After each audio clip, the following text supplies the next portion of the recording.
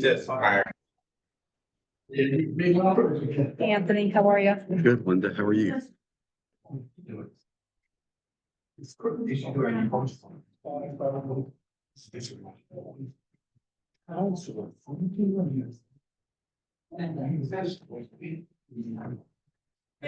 you're going to go ahead and get started with tonight's meeting on Monday, April 28th at 6 p.m.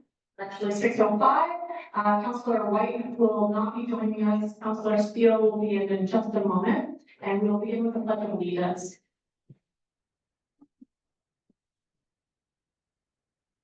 I pledge allegiance to the flag of the United States of America and to the republic for which it stands, one nation, under God, indivisible, with liberty and justice for all. All right, good evening. We will go ahead and open it up for public comment, although we do have a significant amount of people here in attendance tonight. If you do have any public comment, I ask that you come to the podium. And since we do have so many people, I would respectfully ask that we keep it under 3 minutes per person. Is there anyone in the audience or in line that would like to come up and speak for public?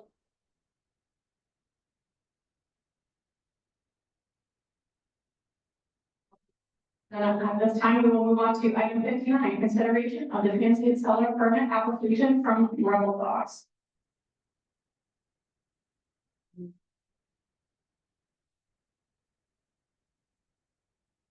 Is there anyone from the audience here from Rebel Dog? Yes, thank you for coming. And so we see on here that you'll be, this is a renewal application. And you have been located, I think you previously down at down at the beach. We put down, you have on here, Miranda Lake, downtown Winthrop, 202 Antique Farm, and Starks Farmers Union. Any questions? I make a motion that we approve the transient seller permit application for Rebel Dogs. Second. Any discussion? Okay, all in favor? All in favor, thank you very much for coming. Thank you. Great, item 60, discussion of rent control ordinances with residents of Winthrop Lakes Estates, Mobile Home Park. So you have some residents here, and I also have a collection, a binder here with some reading materials. So do we have anyone in the audience that would like to come up and discuss? Yeah. Yeah, I just wanted to make a public comment that I've been helping them, so they reached out to me and I've been assisting them with this, so I just kind of hope the council can take consideration. I know there's some legislation, but this is a very multi-faceted item. I'm not for regulation, but I think there's some necessary ones, and I think that this might be one of them. So before they present, I'd like to just want to say that. So yeah. You take the microphone better. Yes. She's okay. She's gonna come up. That's fine. Yeah.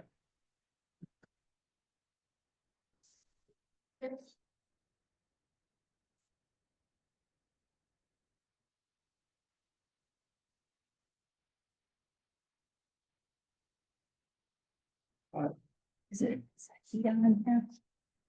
Yes, it's too high. Really?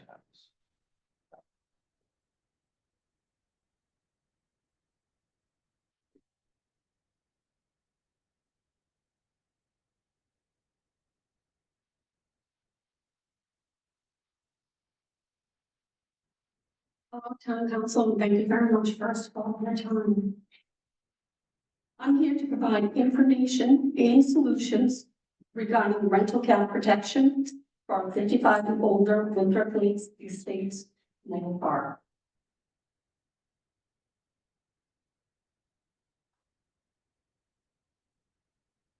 Our seniors need your help. Majority of our seniors in a fixed budget income increases are only provided by COLA for cost of living adjustments. First of all, our goal is to promote long-term stability for our seniors on a fixed income. Two, also important to us is to provide a method for our landlords to still receive a fair return on their property investment. Our request is consideration the implementation of an ordinance for 55 and older communities to protect Winthrop retired seniors on fixed income. May I ask one thing? Yeah. We get an introduction, your name. For the public record. I'm Deb Susie, and I live in Winthrop Lakes Estates. And everybody else here, and I'm proud of being part of this group tonight. Thank you very much. Thank you. Thank you.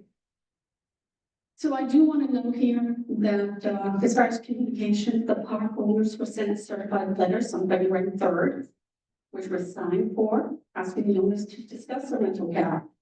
A follow-up email was sent on March 3rd, and unfortunately, that was also ignored.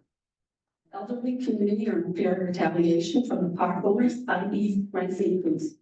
Due to the fact we are participating as a group and asking the town council to grant us rental cap ordinance protection. This is our home, not an apartment. Our 55 and older community is close. We look out and we help each other. Just what we want as we age in life. There's no contingency for me. To move out of our mobile homes and moving them is extremely costly, ranging upward of $10,000 more. That makes homeowners particularly vulnerable to rent hikes, especially in long-term communities like ours. The majority of our 55 and older community consists of elderly, veterans, widows, and disabled people. They spend a high percentage of their income on rental fees, and some have moved out because they could no longer afford to pay the increases in rent. Verbal understanding from some tenants on a rent increase amount from the owner and or manager was stated to be only $5 to $15 increase per month, and that is not the case. Further, our low and moderate income tenants are considering reaching out to the town of Winthrop for general assistance to avoid being displaced due to the yearly rent increases. What I have in front of me right now, and I'll pull it down just a little bit. This is Winthrop Lake Estates, and we did this with it through calculator.com online. It's 42 mobile homes. And this is an actual person who I leave the park. In 2022, they started out at $335. There was an increase of $35, making it $370. 2024, there's a $30 increase, making it $400. In 2025, again, a $30 increase, making it $430. So when you look at this, from the increases from 2023 to 2025 was $95. And so that's an increase a little over of 28%. Now, again, we're looking for a fair solution for everyone, and that's what's been important to everyone here. We have two price options that would control price rent increase that we're suggesting and open to suggestions. One is a COLA yearly increase. That's associating the rental increase to Social Security cost of living. And then the second one is the increase according to the Consumer Price Index. So again, I would like for you to understand that as seniors, the only increase we receive is the COLA. That's yearly. This is what the budget would look like with Winthrop Lake Estates. So if you're looking at 2023, with Winthrop Lake Estate rent increase was 10.44. Again, you can look across and see the Consumer Price Index. You can see the COLA. The difference would have been, and this was during the COVID, obviously, but 10.44 with the Consumer Price Index, it would have been 7%. With Social Security, it would have been 8.70. With 2024, that's 8.1. With Consumer Price Index, it would have been 2%. And with Social Security, 3.20. Again, in 2025, that's 7.50. The Consumer Price Index is 2.50. COLA is 2.50. So the rate of increase is coming down, and each year increase is additive to the previous year. If you look at the slide at over 28%, that some of these increases for the past 4 years exceed that.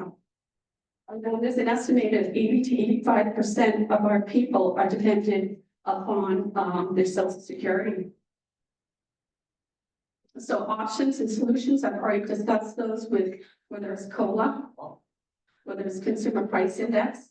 With the city of Portland, they call it an allowable increase. So with them, they base the most recent available data from the Bureau of Labor Statistics from July 23rd to 24. So the greater Boston metro area, It's an advanced 3.5%, therefore their allowable increase percentage for that calendar year is 2.5%. So I guess what I'd like for all of you to know is these homeowners, it's 42 homes, 60 residents. But when we did this, homeowners would not be displaced. We can grow old in a community where we are the caretakers of each other. Everyone will benefit from planning, budgeting for our rental increases according to the rental cap ordinance. We'll also eliminate or decrease the need of our residents to attain general assistance from the town of Winthrop. I would like to thank all of you for letting me talk. I appreciate everyone's time. If anyone has any questions, I will try to answer it.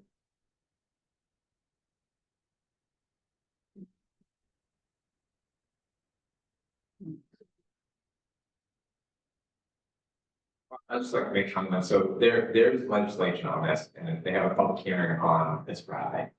So it's at the state level at the moment, but we don't have any control at the state level, obviously. So in the proposed bill is less actually it's more restrictive than what they're proposing here. So I think, maybe it would pass this year, but I think we should definitely consider this because this is significant impact to the community here. So Does the legislation that they're proposing, is that directly targeting the elderly parks, or is it all parks? All parks. It's all parks. I looked at it. But this one here, I think if we're gonna consider an ordinance, I think it should be, as long as we legally can do it, it's 55 and older, because they're the fixed income, communities, and I'm pretty sure that whoever owns that community gets a tax write-off because they're 55 and older. So I'm sure there's incentives to be a 55 and older community versus a regular mobile park. So I just think, it's significant impact. They have a lot of people here. Incentives. I don't think there's any incentives. I'm A not. lot of people get 55 and older. They have like restrictions. I've never seen anything So, like that at you the got state it. level. No. I mean, I may be wrong, but I've never seen anything like I it. just don't want the benefit of being in 55. Well, Do I you think, know of I any? think that would be a question for the town's attorney to Yeah. see Yeah. the legality of limiting an ordinance to a specific demographic. Yeah. So there are two bills, actually. So one bill is by Cheryl Golick, that's Bill LD 17.3. And it's like exactly the same, it's gonna be heard May 7th, this Friday. She's been working on it for 2 years. And it's gonna be held in a hearing this Friday. What she is proposing is 10% over 4 years, that's 2.5% each year. She's also proposing, and I hope I'm correct when I'm saying this, I think they have to give 75 days notice before the rent can increase. Now that's Cheryl Golick, okay? The next person, I only know the person, I'm not sure if it's their first or last name. Again, I have it here, I'm happy to give it to you, Zach. The person's name is Julia.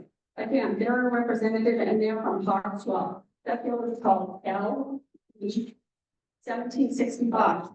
The difference between the two is Cheryl Golick is aimed at legislative or state, where Julia's is aimed at municipalities and ordinances. So hers is going to be aimed at, again, at a town level to take care of. With her, she's aiming at an increase of 5%. And then she has some terms there as far as notices and percentages for like extra, if something extravagant was to happen. So one's literally one's at a state level, the other one is at a town municipality. Does that answer your questions? And again, I have copies, so I'm happy to give those to you and certainly you look at them. Do you have copies of the bill I itself? did. Okay, yeah, I think it's probably good. Yeah, so Just on Friday, late Friday, pardon me. Today is, I just found out late last Friday that the hearing was gonna be this week. Otherwise, I certainly would have notified, did notify Zach the other day, but I would have done more if I had known him. so you have copies of both bills and Oh, here. What's that word? one of them is actually in the packet and one of them I printed out and put along with your packet. I've read it,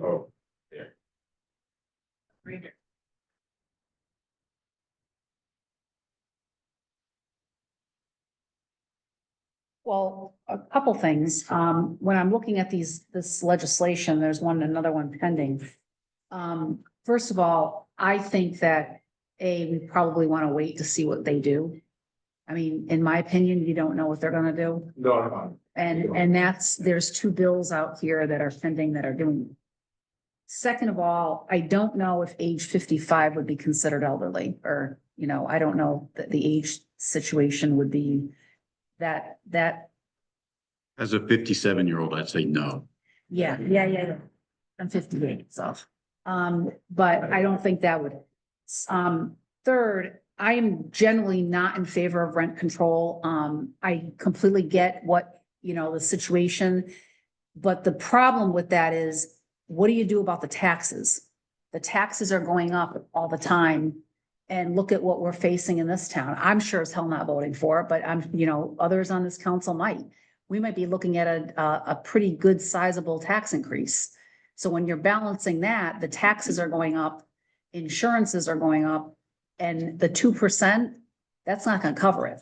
Well, And again, I don't know, I'd like to see what the legislature is gonna do before I do anything. I'm just generally not in favor of, regulating businesses. But I get the situation. I get it, because everybody's facing it across the state here. And it's becoming a big problem. And, my thought on it is they've talked about it at the state level. They've talked about it all over the place. You think that somebody might think about that before they increase rents? Just saying, because you got two pieces of legislation here looking at it, and you don't want some of this. But then again, people are it's an issue. It's a big issue with folks, and I get it. So, I think I'd like to see what the legislature is gonna do before I decide where I'm gonna be on a local ordinance like this, because that's a big step. yeah, it is a big step. And it's a big step. And again, if you're not gonna rein in costs on the other side, that's gonna be a problem. I mean, She's the person who had the one. Right. There was a lot of work, there's a lot of talking over 6 months, but they Right. got it done. I actually spoke with her yesterday, and I asked her, how's it going? I said, I just want to know the facts. She goes, it's going great. She said, everybody's paying on time, everything's going great. There's no animosity towards the owners. Mhm. They know what their budget is, they know what their planning is. I asked her about taxes, they're planning that differently. I mean, as far as budgeting, the individuals are, Right. okay? It's gone fantastic. There's no issue, owners are happy with everything. So I just want to pass that piece. And I know I'm only making suggestions and showing. What I'm saying is, Mhm.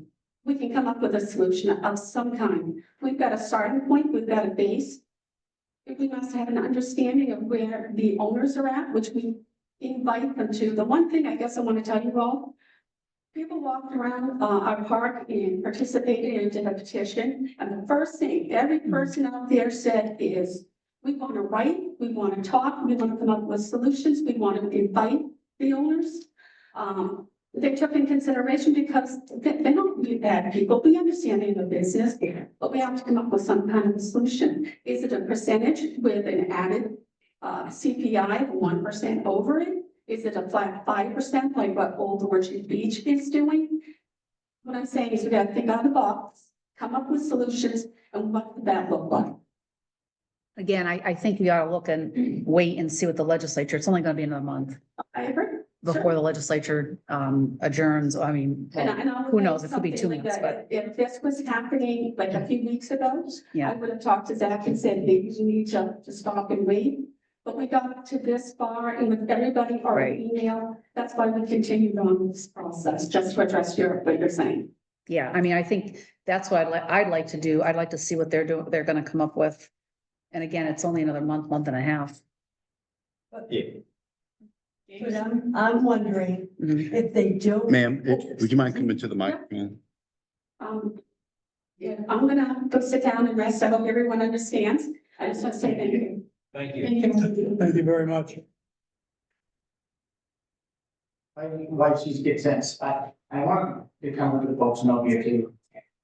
Looking this over and seeing a lot more of the material for the first time in life, I think it has merit. To Jeremy's point, I think it's 4 years, understanding. I think it should be looked over, and I think we should probably work on, look at something and work on it. In case, I'm not gonna rely on state legislation to pass something or to do something, but I think we ought to have something in the wings to get ready to pass something. But I think it takes into consideration for us to work on something to have something in there. So. I'm saying, yeah, 100% should pass it and we wait until see what legislation does. But I think we should have something rapid, ready to go. Again, I think you gotta take into consideration too is how much are we going to, you know, the taxes and stuff. I mean, that is a whole big thing of this, because if you're gonna go down that road, you're gonna go down with all businesses, and that's what I'm afraid I of. think we need to look at it, it's there for the house, so I know what it is. So it's maybe interesting. Probably folks. Right, So I right. completely understand where these folks are strapped. Oh, I get it. I totally get it. It's like, it's across it's across the street. I mean, across the state. I'm just saying. I have no, problem looking at it. Yes. I mean, you know, but. Go ahead. Ruby Skillings. My concern is what happens if the legislature has to put it off, has to put it off again, has to put it off, as in, finding their answer. That puts us at a disadvantage because everyone's waiting for the legislature to pass. How often does it just go right through the governor's signs? So in the meantime, having an ordinance would help us. And if it does pass, then so good that it would end up being what everyone needs in other parts, not just ours. So in the meantime, though, I think we will here to push on with our home ordinance, work with everyone, work with the owners, see what they want to come to the table with, and just agree for some. Do you guys have any copies of what some of the other legislation or ordinances or anything on the other town where? Do you have the- So in your background, I included hot links to the 3 ordinances that I was able to find. One of them, the one that was referenced in Old Orchard Beach, is specific to mobile home parks. The other 2 in Portland and South Portland are just to rental units, period. How about anything, is there anything specific that you found specific to, like, say, 55 and older? I did not see anything like that. In fact, I just shot an email to the town attorney just asking him if restricting it to that specific demographic would be illegal. Is there any other regulations or anything in place on that park? I mean, how do they regulate who's there? You know, what I'm saying, how do they regulate who's there 55 and up? If you give me just a moment, Are there like bylaws or? give me just a second.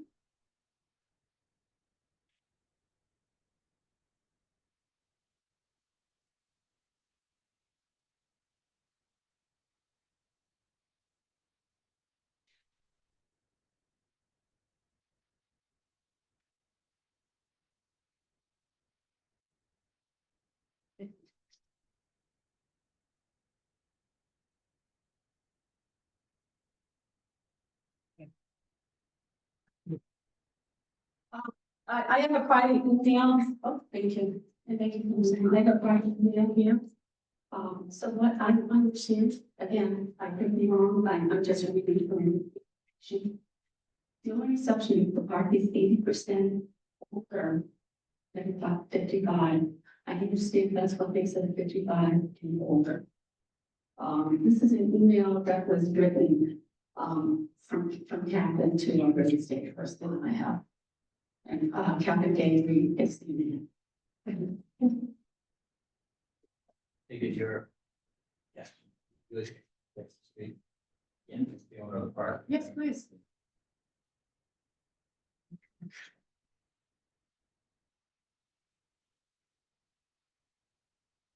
Hi, my name is Captain Baker, managing member of Guardian. It's the company that owns this estate.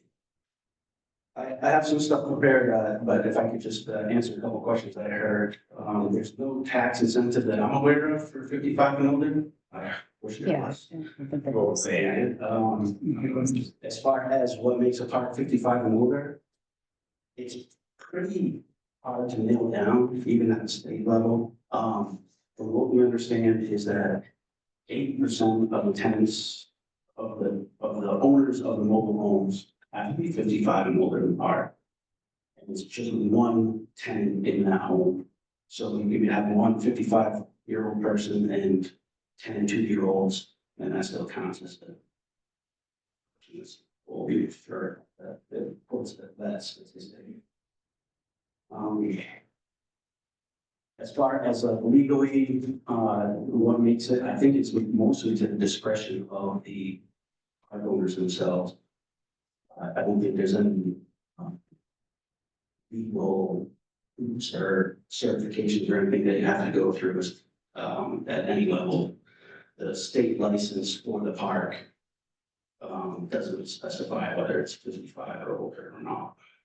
Are there any incentives for you as an owner to have or advertise it as 55 and older, or classify it as 55 and older? Do you get any incentives, kickbacks, There's no tax There's no- incentives. There's no tax incentive, there's no financial incentive. The incentive. no subsidies? No subsidies that I'm aware of.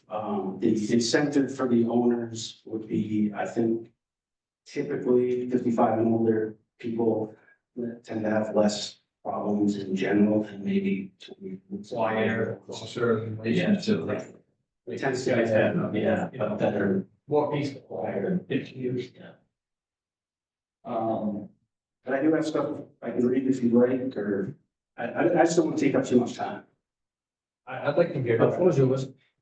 All right, so good evening, council. My name is Captain Bakery. I'm a managing member of Garden Communities, a company that owns and operates one. I'm here tonight to speak against the proposal for rent control on this. I feel that there are many intended and unintended consequences to the idea of our rent acres cap. I'm asking the council to support local business to capital investment and not support rent control at this time. Garden Communities purchased Winthrop Lake Estates in May 2019. The park was only half full and it's just getting over a reputation of being rough, full of problems. We immediately began improving the park by adding home sets, new infrastructure, and brand new homes.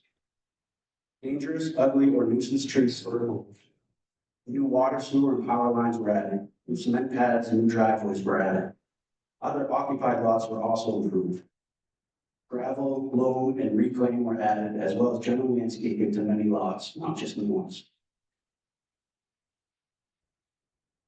Other improvements, such as demolishing old abandoned homes and adding things like new mailboxes, were also accomplished.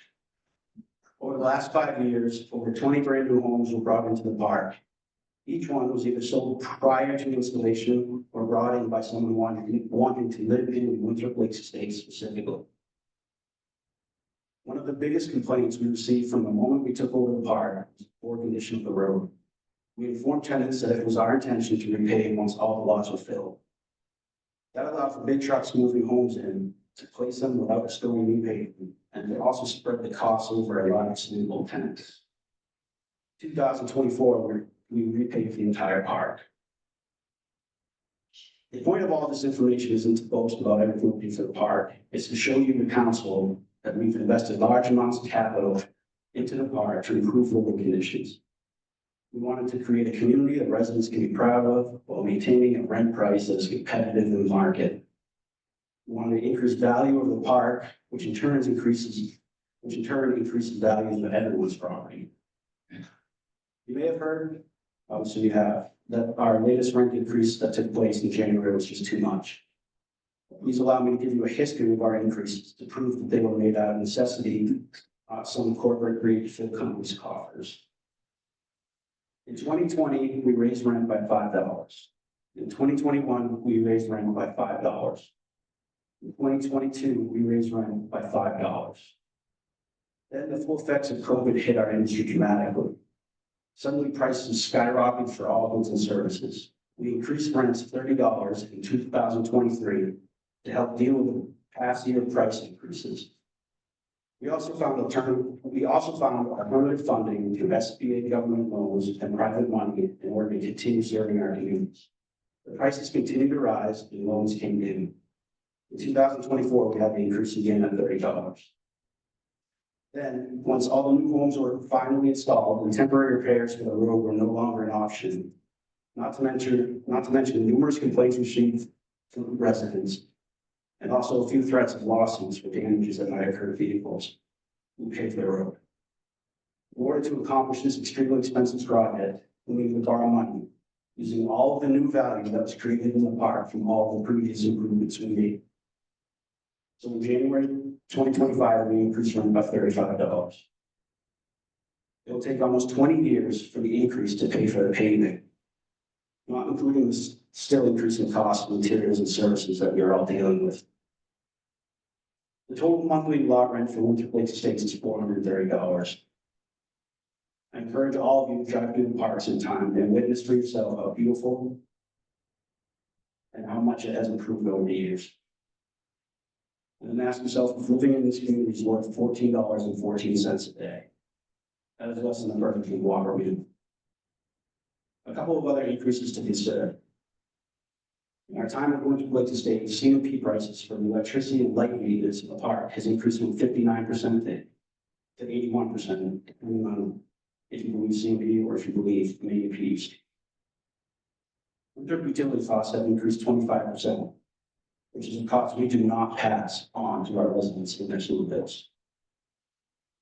Curbside trash pickup, which we provide, has increased 31%. Another amazing statistic showing an increase is that every single person that has sold a home in the park since Guardian Abuse took over has sold that home for more than they purchased it. People who bought brand new homes sold their now used homes for more money. In most cases, tens of thousands more. In conclusion, we have raised rents only when necessary and only in amounts justified by costs and improvements. We've increased value not only for our park in order to fund more improvement, but for the residents themselves. Lastly, when rent control is instituted, you are essentially placing a cap on added value to a property. And that takes away any incentive to continue improvements and increases. The increases incentive to invest in other towns and areas instead. To quote Walter Wriston, capital will go where it is wanted and stay where it is well treated. I have some other information if you guys are interested in lot rents for other home parks around.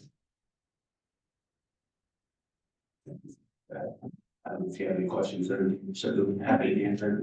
Thank you, Kevin. When did you say Guardian Home Communities took over?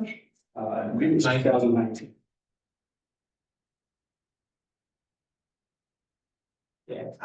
Yeah, I guess, so they shared that you've been contacted, or at least your company's been contacted. Why was there no response, I guess? There was a few reasons. The first reason was we were contacted through a certified letter by a group called Pinewood Drive Community, or Communities, I think, something like that. Never heard of that group before. It wasn't signed by any persons or people. So we didn't know if this was one tenant, if this was all the tenants, or if this was somebody else that in the park was trying to cause trouble. Had no idea who it was. The other reason why we didn't is because typically when tenants get angry about rent, there's no easy answer. There's no answer that makes things better, and it just ends up both parties go away angry. So we thought the best case or the best way to handle the situation was not to lie.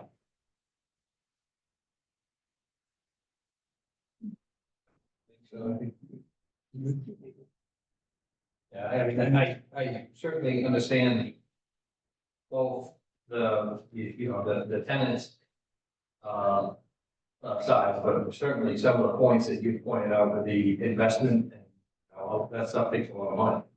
Takes a lot of capital, and it's also, I understand what you're saying about the fact that it's added a lot of value even to their own homes.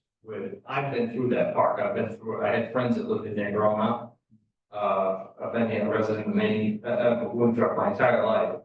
And, it certainly, over the years, over the last 15 years, it's certainly been improved drastically.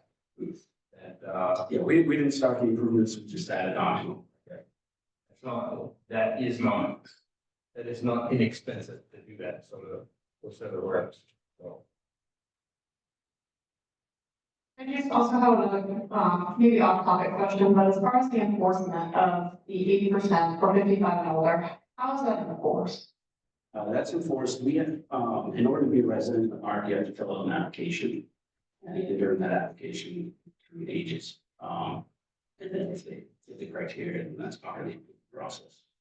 Does that include any additional occupants in the application process? I mean, do they list occupants? They're supposed to list all the occupants in the home, but like I said, only one person has to be 55 for it to count. The way I understand it, at least.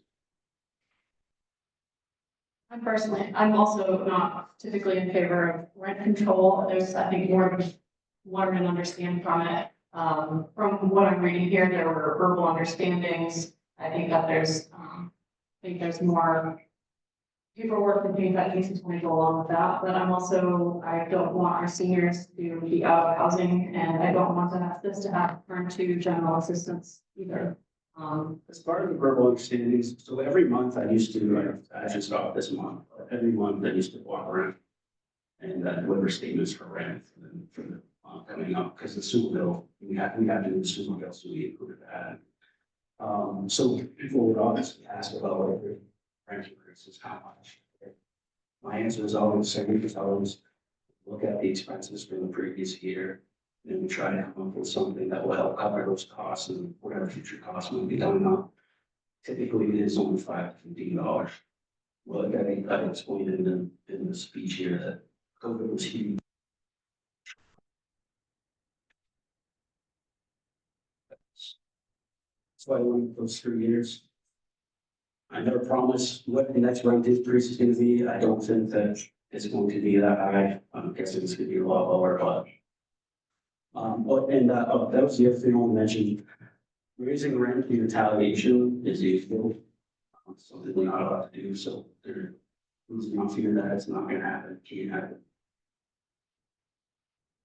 Thank you for that. So I think what I've heard from the council is, there's some split in favor of rent control, some against it, with primary reasons of concern for the taxes going up and the cost of maintenance. The paving of roads, we know is very expensive for any kind of other improvements. But I also understand that we'd like to see the outcome of the current state legislation and what that's gonna look like on the Friday. And is there anything else from any of the councilors, any questions? Could you just, one question, what comes with, so they own the structure, right? So, what did they get from, like, what is their rent on? Or, yeah, what did you guys do, trash? Yeah. So obviously taxes, they pay property tax on their home itself, the personal property. The company pays taxes on all land, all improvements. Trash, like I said, we do charge them per sewer. It's not the entire bill. It should be 25% higher, I think, at this point. And then maintenance, employees, all that stuff. So it's essentially it is. I'm just wondering if if there's something that they can just mute or something, they would do that. Yes. So one thing is that I lived in that general neighborhood for 30 years. And everything you say about turning the place around, it goes beyond the word improvement, okay? I mean, You know, I used to know the businessman that owned the beach out behind the park and he had constant problems. Okay, you've really, really made a difference. And I'm sure that you've made a difference in our tax base as well. I'm not generally in favor of rent controls, but I think that we ought to wait and see what the legislature does. And then schedule this for a work session in a few months after that. You can put it back on the agenda for July meeting. Yeah, after we see. I mean, how the- after we see what's going on. I mean, I want to see what's going on at the state Yeah, level. I. This is gonna be a big issue at the state level as well. Well, It that's is why an I issue think right it's now. important, 'cause it's What? at the state level now, so it's obviously. No, it's gonna be an issue. I mean, that's what they're looking at housing, they're looking at all this stuff and, One and person who's move out. So I get it. I get it. It's like. I think I'm for taking. So. But I think we ought to take it up again in July. Yeah, I didn't, sure. And I've been in it, state. The costs happen to go here and, best thing in the world, because even we got great tenants, you know, you really don't want to have a drive out. Community improvements should made, you know, I've been estimating this town for appointment that lived here my whole life. So you guys have done a good job with it. I only caution anybody when it's affecting people with a fixed income or people that are living in this small park is the improvements you're making is not to have them be paid for as quickly as you may think, you know, trust something. Don't try your investment's X, right? You can't try to capitalize to get that rent back all of that next 1 year or 2 years. And your investments. And as you collect rent, you should be putting some away towards those improvements down the road, because you know, those things are gonna come up. You're always gonna have to be looking for what am I gonna have to, improve or repair. So I understand what at CMP costs, you got no control of that, sewer, you got no control of that. And as Lynn's already stated, taxes are there, and you know, looks like a rise here, and I'm not in big favor of rising our taxes down either. But looks like we're maybe heading to that again, for the third year, so. That's my only final comment, again, I sympathize with both sides, but I just was going to make the comment that is, as you make improvements, you know, it's gonna take a while to recoup that investment. Sometimes when you do something like this.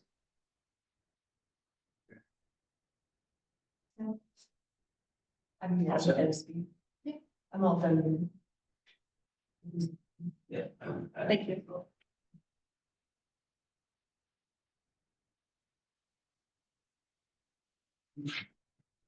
So, on the park maintenance, we actually maintain the park ourselves. The trees that are on the property, we've been told that are our issue.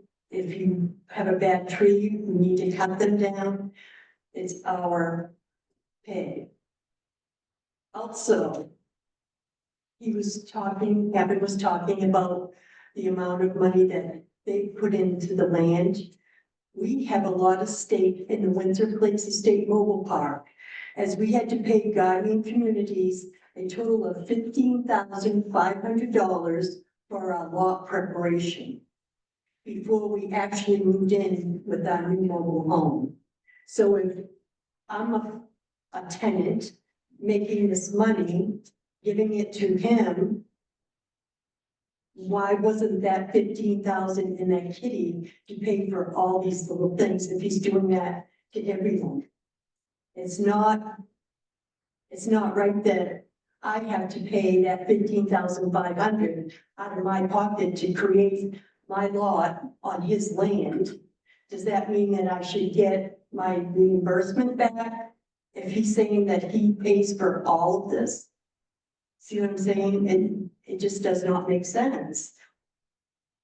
So anyways, I have a little blurb here that I'd like to read. Good evening to all of you. My name is Ruby Skillings. My wife and I lived in Augusta on Riverside Drive for 27 years before moving to Windsor Lakes Estate 2 years ago. Mobile parks we researched throughout the area would not allow for dogs or garages. Traveling to Lewiston on Route 202 one day, we drove by the Winthrop Lakes Estate Mobile Park. The sign at the time was advertising a 55+ community, which caught our interest. We pulled in and called the park owner, Captain Gately, and found his park would permit dogs, and if the land had enough space, he would allow a garage to be built. We asked what the monthly fee would be, and he replied $340. With most of all our boxes checked for this park, we drove around to see how the community was laid out. We loved it, so we called Mr. Gately back and set up a time to go over the details and the contract. At the signing, I had asked how much per month would the average rent increase be if it needed to be adjusted. He said not more than $5 per month. Once the contract was signed, he said, don't say anything to the other park owners, but the rent will be going up to $370 January 1st, 2023. We were new to this park and didn't want to say anything to Mr. Gately at the time about the increases of $30 more a month instead of $5 he had just quoted us on our conversation. Now, this past fall, with the rent invoice was delivered for October, a letter stating the rent increase of another $30 was required.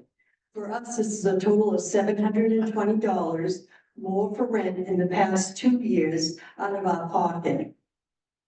We find it difficult to keep up with the high rent increase every year, plus food, shelter, fuel, and don't forget medical expenses. As my wife is fighting leukemia and has been getting monthly treatments for the past 5 years,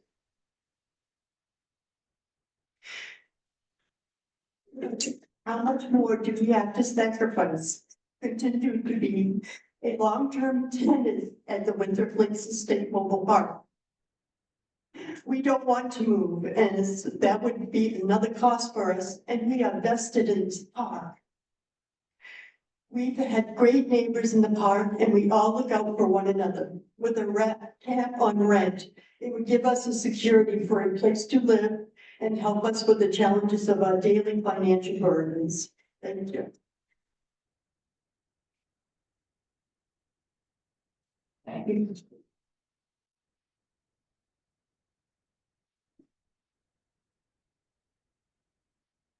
No. Just had a couple of things, obviously, I don't know just said she said.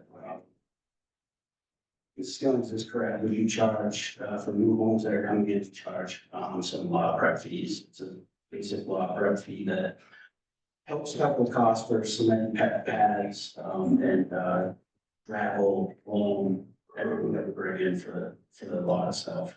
Typically, it's not $15,000, but, the Skillings home is, I think, the biggest one in the park, so it was higher than most. That's why that was.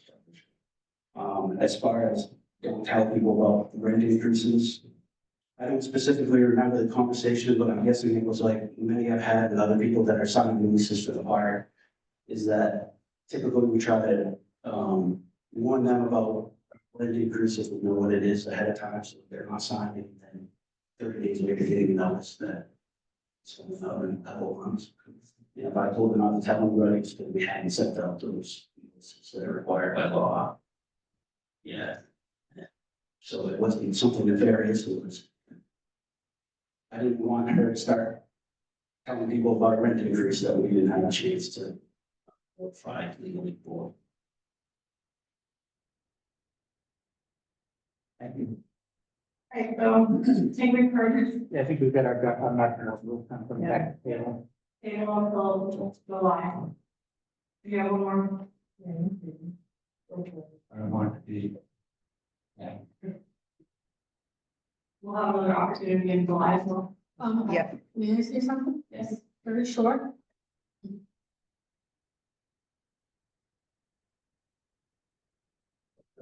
I don't know.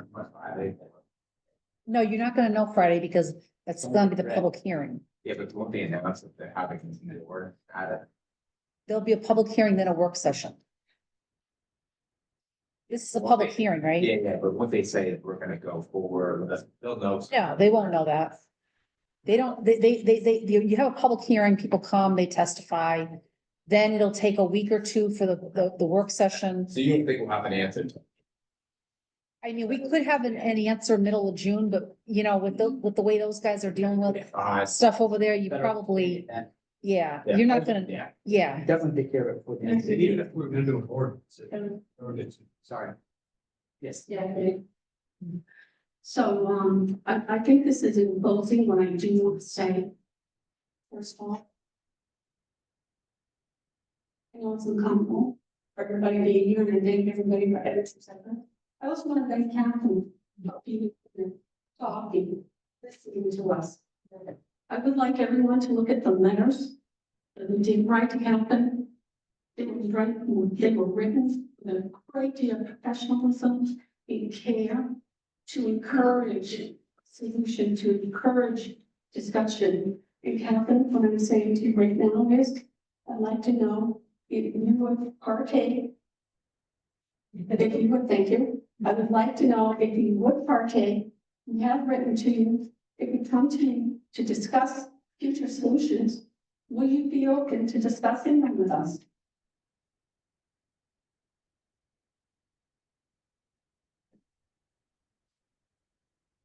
It's up to you. That's up to you. I'm happy to discuss anything.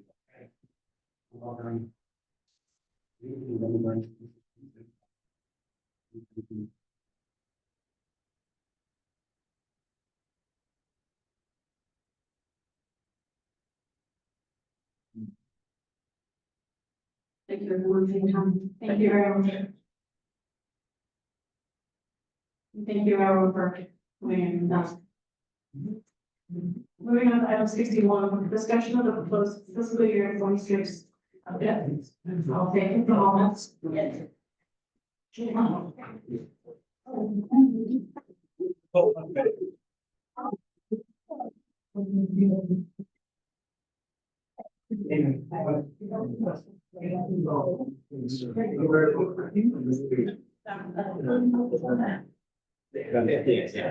what? So I know it's all.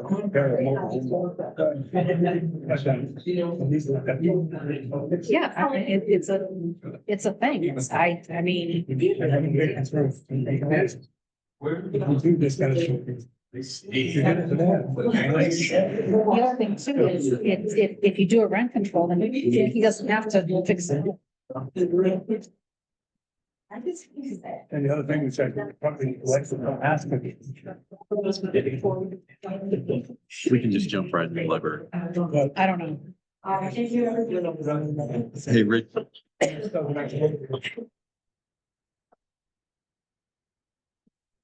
And Richard Foreman of our firm is coming up to the front. Thank you to the library board of trustees for your.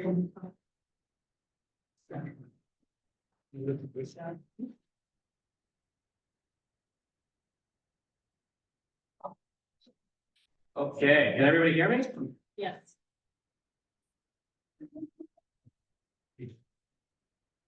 Yeah.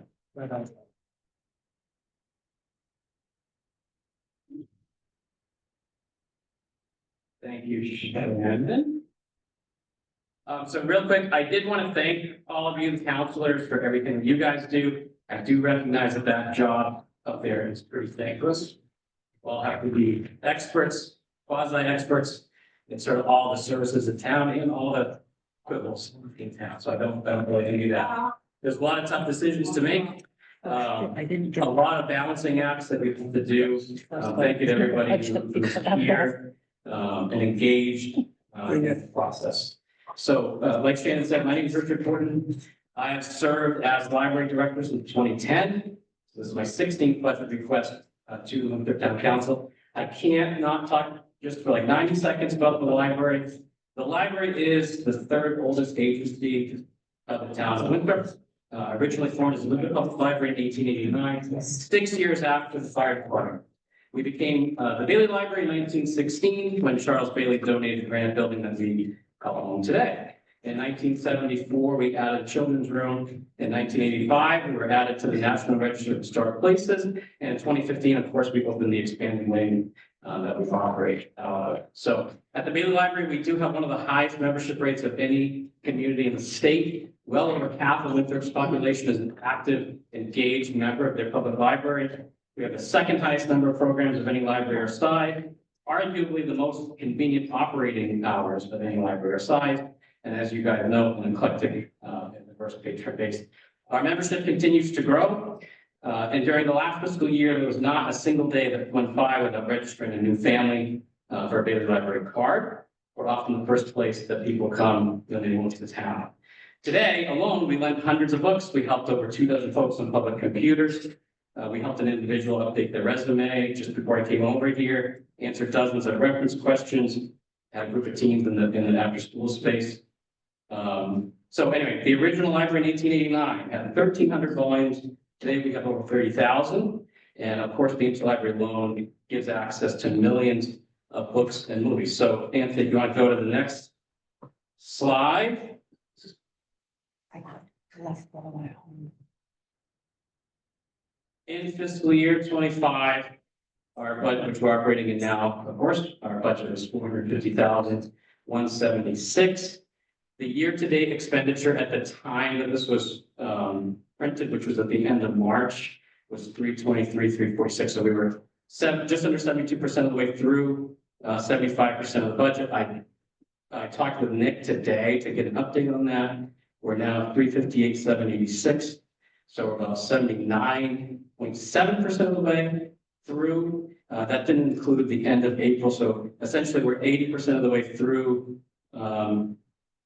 both the expenditure and the time of this. So if you want to go to the next. We are proposing 466,060. That is a 3.53% increase over last year. If you want to go to the next slide, I'll talk about what is causing that. So we have the personnel committee of the board of trustees, who of course are hired to make this decision. They are asking for 3.5% COLA. That was based off the consumer price index adjustment for Northeast. To give you sort of a perspective on that, 2024, that was 3.5%. This year, we're on track for 3.2. In 2023, we're at 2.6. And then 21 and 22, that was 6%. So that's been somewhat stable compared to the rest of the country.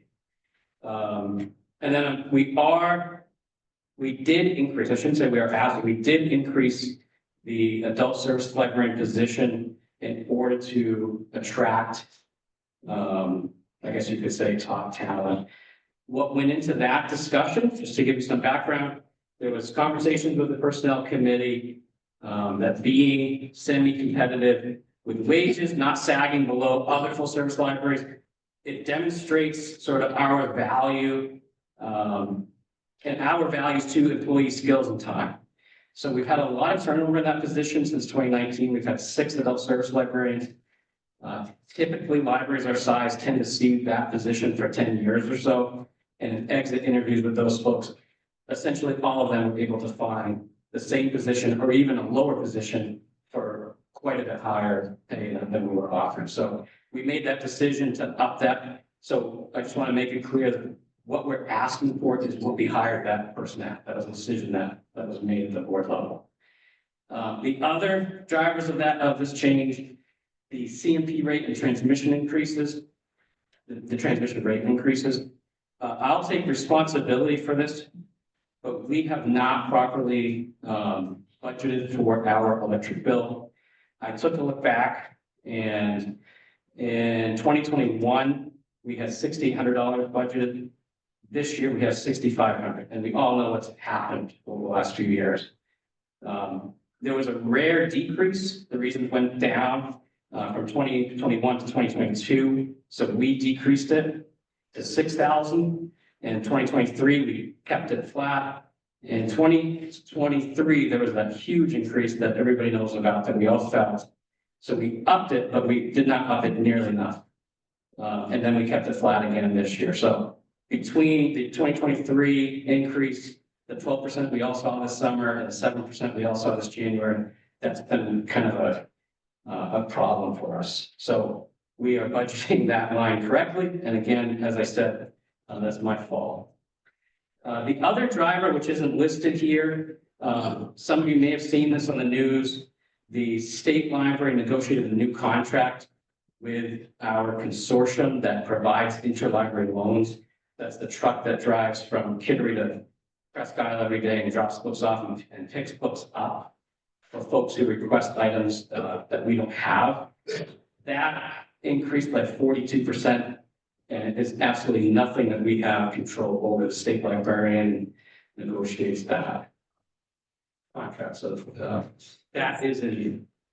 So the next slide, I do want to point out that we did put a lot of work into figuring out where we could decrease other areas that we're spending, because we felt that between the electric bill and the issues with our interlibrary loan contract, there was a lot that we didn't have control over. So we did decrease our education and workshops by 25%. We decreased our supplies by 30%, our books by 20%, and our audiovisual materials, which that's audiobooks and movies, by 21%. We were not able to get the budget flat, which obviously would be ideal, but we feel that this is a fair proposal in order to get, to where we need without cutting too many services that everybody in town has grown to love. So I tried to go as fast as I could, and I would love to take questions if you have. Yeah, on the electricity, are these offices, and is the library set on a specific, like, temperature throughout the day? Yeah, so we have a pretty advanced system at the library. So in 2015, sorry, when we expanded the building, we put something like $75,000 of that project was just paying for the controls inside the library.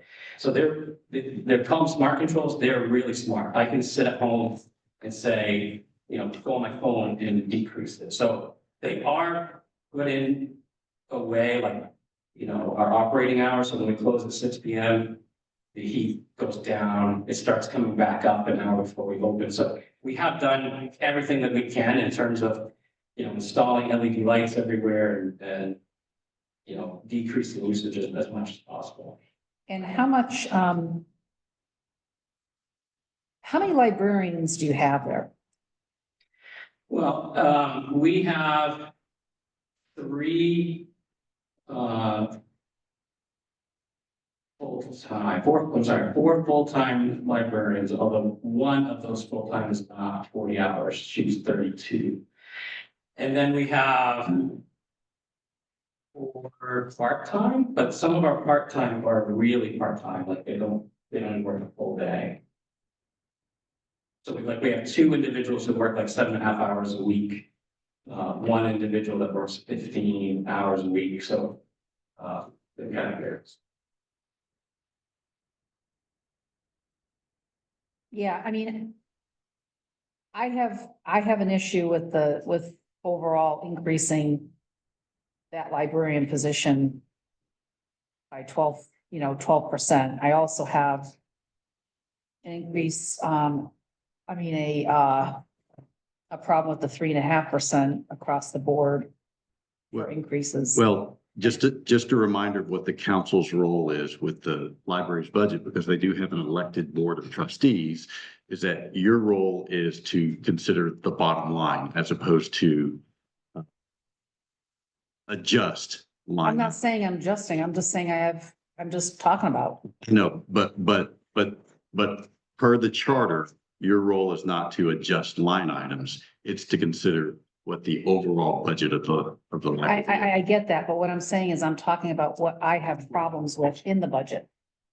And the increases in some of these line items. And, overall, it's a 3.5% increase. And I mean, Roy, James, ahead. Richard. Yeah. Now, tell me if I'm wrong, we just had a expensive elevator project. It's brand new. Yeah.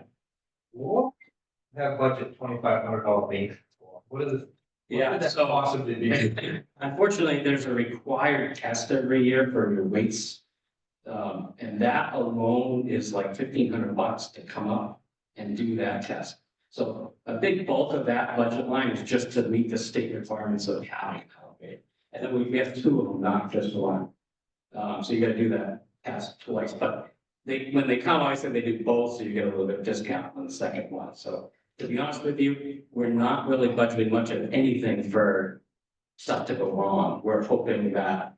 Well, I certainly hope not. Right. It's not cost the elevator. Yeah, if you look back historically, that line used to be something like 5,500. We cut that down like last year and with that in mind. Maybe stay along, so one of my questions as well. Last year, we spent $1,100, Yeah, $13 on that. So you just quoted it's like $1,500 Yeah. and somebody certify it? I essentially didn't maintain the elevator last year. I Okay. said, this thing isn't working, it's not worth it. We put it out of commission. But you just said again, we're now maintaining two. We didn't put that one to bed and somebody got the new one? No, Why? because you wouldn't be in compliance with state law. So right now, in order to get to all the places in the library, if you go into the lobby, the only way to get down is to go up in the old elevator and then go back down in the new one. So if you get rid of that law, if you put that law one out of commission, you're out of compliance. I had no idea to keep that old one in play.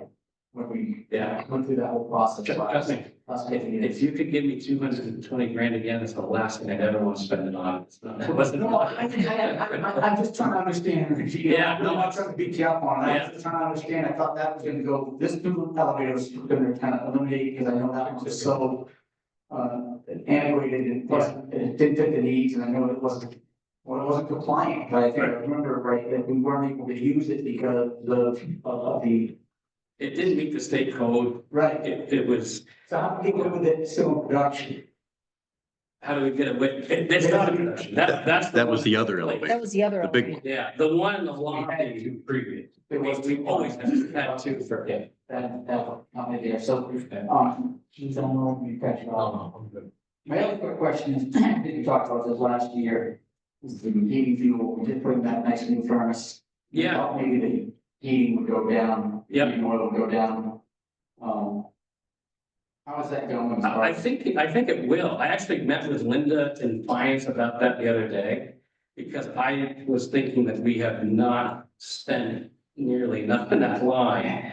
And we looked back at it and then she actually kind of reminded me, well, you got the new furnace, that might be why. Right. I was thinking that maybe we were just really, if you look at, I don't know if you have it in front of you. If you look at what we spent to date, well, I have the newest one, so it might be a little different, but we spent 6,500. Yeah.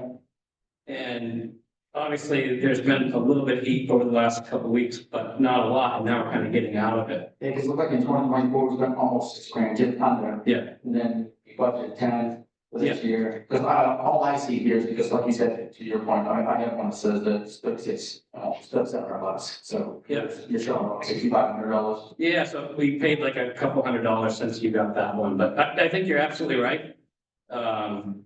We budgeted 10,000 last year with a lot of unknown, and Yeah.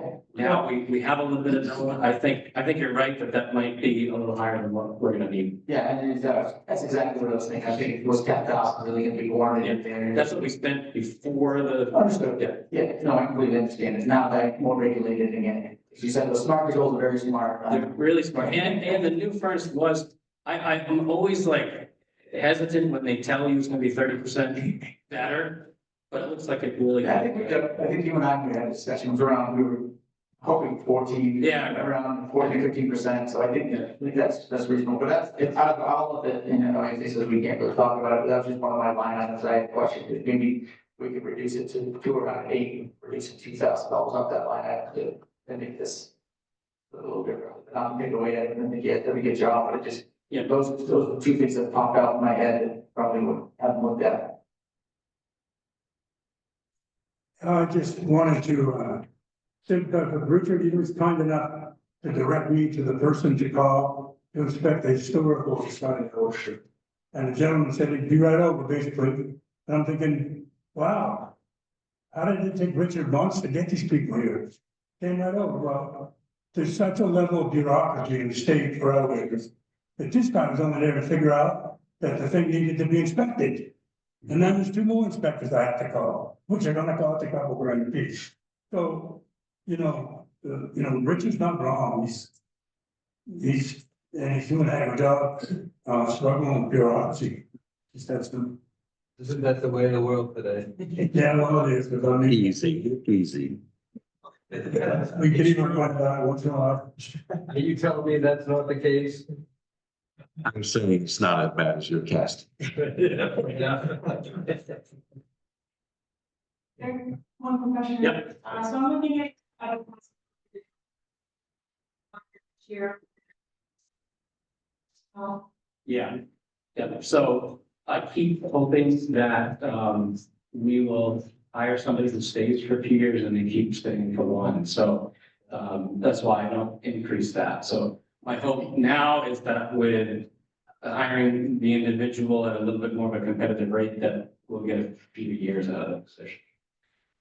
And for the events and speakers, I saw, you're on track to kind of meet, the budget for this year. And now is that something that, do you think that you have enough in that? No, we don't. I mean, I'm seeing a lot of decreases here as well. Yeah. But just making sure, I understand and I appreciate all the work that the Right. board has really done. I mean, there's a lot of decreases in some of these things, like you were talking about with the education and workshops and stuff. So right now, with the updated numbers that I got from Nick today, we're $2,000 in the red in that line. We still have 2 months left. But there's been a lot of conversation with the board and the foundation and friends in terms of fundraising and grants to help pay for some of those items. So we're hopeful. I mean, if we were at a point where we said we have to operate only with the money that's in there for events and programs for the coming fiscal year, we would be cutting a lot of events and programs. So we're hopeful that the fundraising is successful. We're hoping that the donations come in. They have been. So that helps pay for some of those things and will help at the end of this fiscal year. I think we'll end up finishing in the red and that will help cover those costs too. So, because we never finish this budget and leave it on the town to make up that difference. Thank you. I just wanted to acknowledge that. Okay, one more question. There's a line item in here for website maintenance. And I see that that's down at, I don't know what your number is now, but, this was made at March 12th. We were at $843 out of a $4,000 budget. Yeah. So Anthony, this is the same thing we've talked about before. How do I put this? So we have a contract with our website bill with a company that used to be more local in New England and dealt with library websites and library mobile apps. At some point a couple of years ago, they basically shifted overseas. And when they bill us, the bill is like in Ireland. So each time they bill us, I write back and say, we don't want to mail a check to Ireland. Can we pay you by credit card? If I would give you too much info. And then they say, sure. And then I never hear back. So I haven't paid that bill and I'm not going to beg them for it if they don't want to give it to me. So we're budgeting for getting billed and we haven't been. So that's the long answer to that. So I'm happy to continue not paying it and getting the website. But I keep feeling like eventually we're going to get that bill and have to pay. So that's why it's like it's so much. Thank you very much, Richard. All right, thank you very much. All right, next we have recreation. Got Lonnie Steve.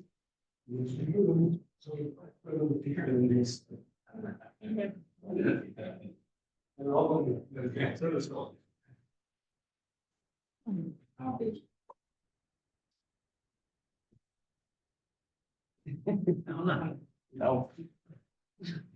By the time we get to me, there'll be nobody left, but. Yeah, that's good, thanks. This is good, the entertainment. You need it now. Thank you all, as with everybody else, I appreciate all that you do.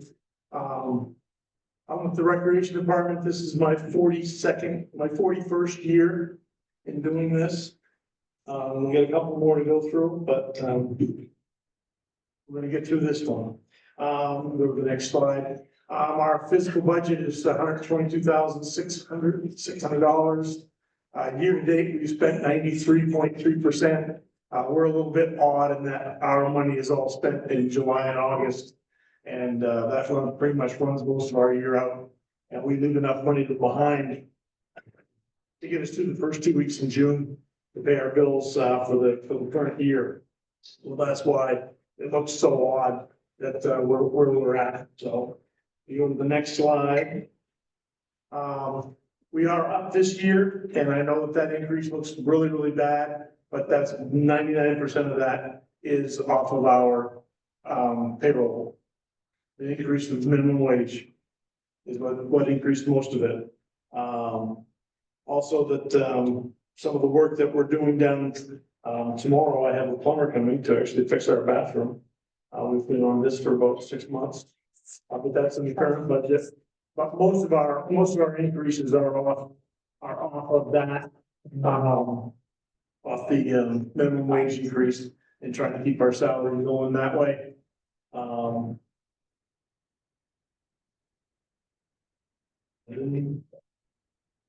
I didn't see all mine. So minimum wage went up, 50 cents made a big difference to us. For the amount of staff that we have during the summer. And then the last one is again, that 54% of the budget is the items that pay for themselves. Those programs like our basketball team, our kids club and things like that. They raise income, but the expenses are direct to that. So those programs cost for themselves. So like those programs right there. Right now, I'd anticipate about $78,000 in income and about $74,000 in expense. So you can see that a very small, only 46% of our budget is actually the budget that you folks are approving here from town funds. Everything else comes from money that people are paying to use our programs. So, and that's pretty much it. If the programs are smaller, the both ends are smaller. Currently, we have 198 kids registered for summer programs. Last year, we were a little over 600, and I think by the time we get to June, July, and August, we'll be back up over 600 this year for our program. I can also tell you that we have become a community that pickleball is a big deal. And I've already had into the office 3 different people come in and say that it's so cool that there's a place that they can come play pickleball and not have to pay a fee. And it's really, really nice that if you drop by on the typical June or July morning down at the office, it's not uncommon to see between 25 and 30 people down there playing pickleball. Yeah, it's quite a show. It's quite a show that, I tell them I show up at the office normally about 7:30 on during weekdays. And a lot of days they've already got the door open and they got the nets and are going to it to set them up and go after it. You guys should do an adult clinic. We were talking about trying to, I got 1 or 2 on a hook that would like to do something I'll like join. that. And I tried it once, so it's good, I sometime. like it. Our problem is that pickleball does not meet the evening requirements that a lot of people who would like to learn to play pickleball. Our tennis courts are otherwise occupied in the evenings by a lot of young people who are trying to play basketball and stuff out there. But any questions? I'm just looking here, there's one line item, it's YMCA, I'm assuming that's like a membership that you have to pay to be. Nope, that's the town of Winthrop pays the Winthrop YMCA, that amount of money for me. For you. for me to run your program. All right. So I'm just looking at the 2004 actual to the budgeted. There was quite a gap there. Then the 2006 initial budget is back up again. It should have been the same every year. I don't know. I hope that we've been getting between $16,000 and $17,000 for the last. Yes, probably since the 2000s. It just says here 2024 is 11,333. No, you shorted. I guess you got shorted that. That's probably, Go back and look at your. probably a journal entry that needs to be made. No, we would not be able to do it. That me, Yeah, oh, I get it. you know, to have me do it and, I can tell you that the amount of money to run the program is probably never gonna go down. Although the cost of having somebody to do it in 2 or 3 years when it's somebody new, probably won't be as expensive as I am. As I am damn good at this, so.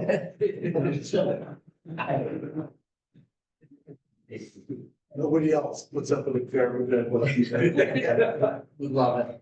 And one of the other big expenses that we have hit this year, and I've just, our contract, our provider, portable toilets. Went out of business a year ago. And they sold their business to Casella, who was a national organization.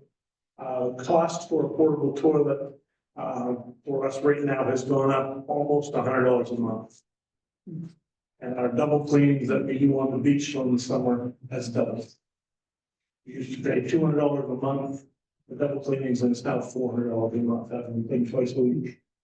Yeah, so, that is a big, and that's, and we've also had a problem when we, the communication, and Joel, I just spoke with Joel today about it, we were talking about trying to make sure we get the portable toilets in places that they're needed, when they're needed, and not.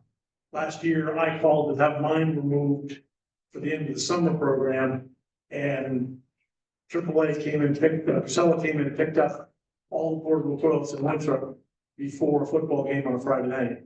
Oh, nice. So Thursday morning at 8 o'clock, there were no portable toilets in Winthrop, and we needed them there for Friday afternoon at 7. And so, a couple of panicked phone calls got us our toilets back. But, so we're working on that, and we're trying to make sure that we've got them in the right places, but, that's been a big change for us, and there's nobody else in this area. There's nobody else in Central Maine that services Winthrop. Blow Brothers won't, and the one on Lewiston won't. They won't come to Winthrop because they don't have any other business here, so it's not worth coming for them, so we're stuck with who's that. Yes, sir. We used to have a guy that always donated the portable toilets to us for the Special Olympics benefit. And it's been 7 years, so I can't remember his name now, but I bet you I can find it. I bet you it was Bob McKenzie from AAA Toilets. Might have been. Yeah. Let me look. We can do it with somebody local. There's nobody I mean, Joel's been calling around and there is nobody local, so that's what we've been trying to find out to do that. We're all kind of hitting that little hit to our budget. All right, well, back to the recreation budget. So I'll just take a quick, the portable toilets. Thank you. Section of the public school, and we have.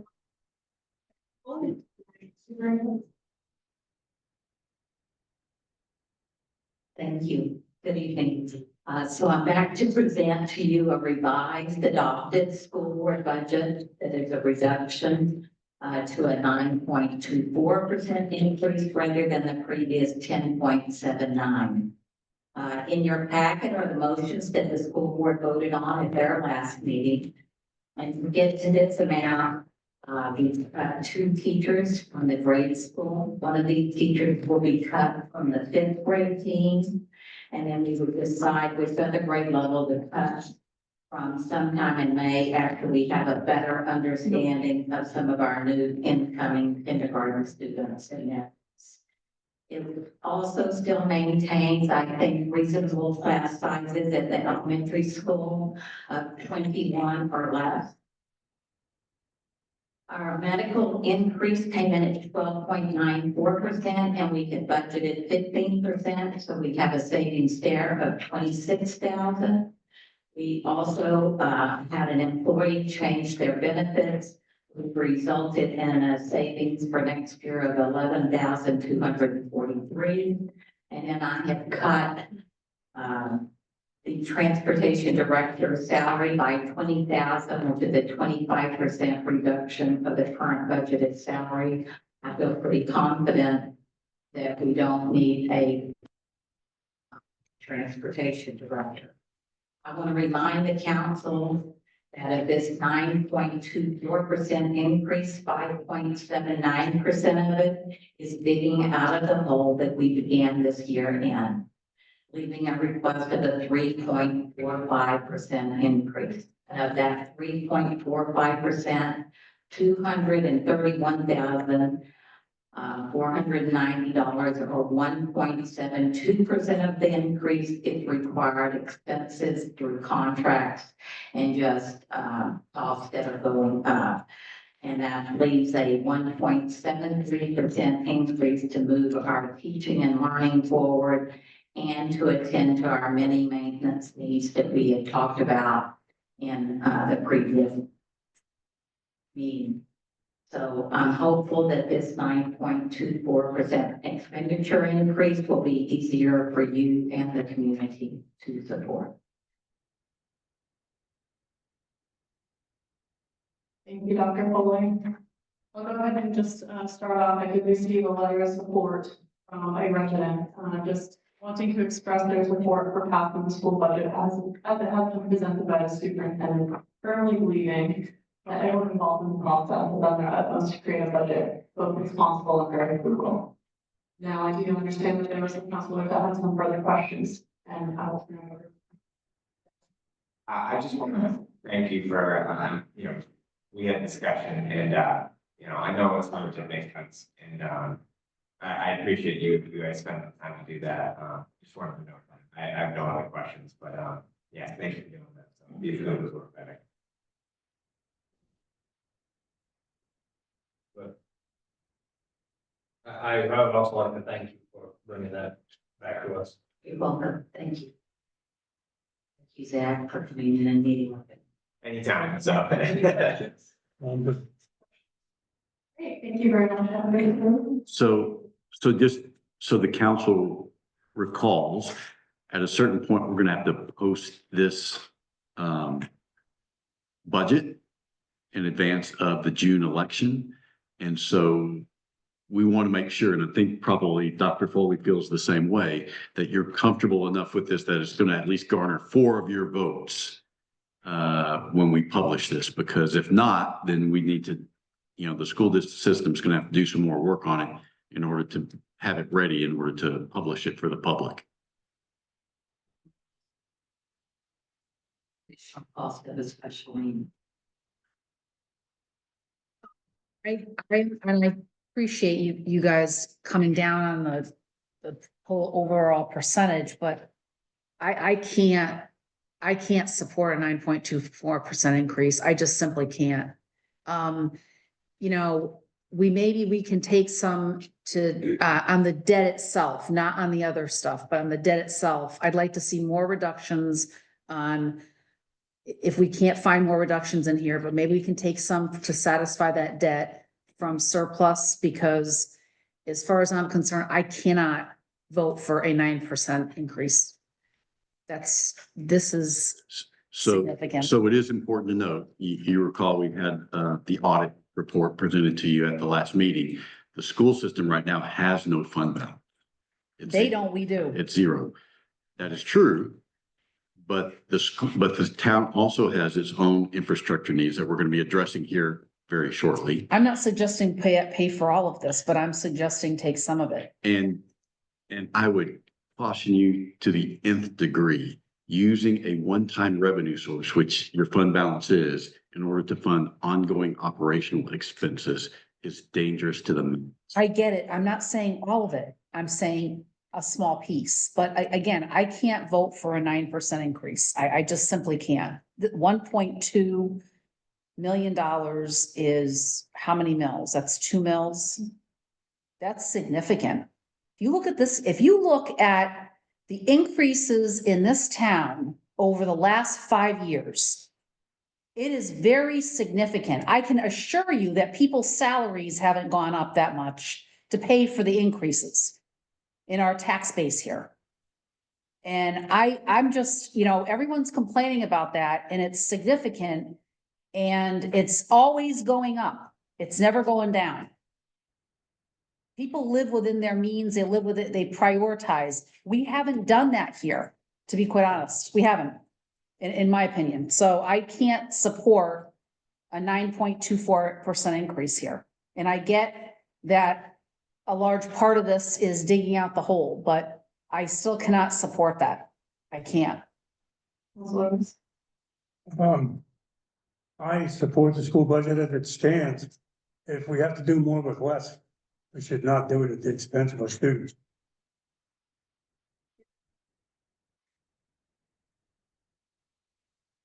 We're trying to get the temperature. Just the temperature, Yes, sir. everybody. So, We got one goal so far.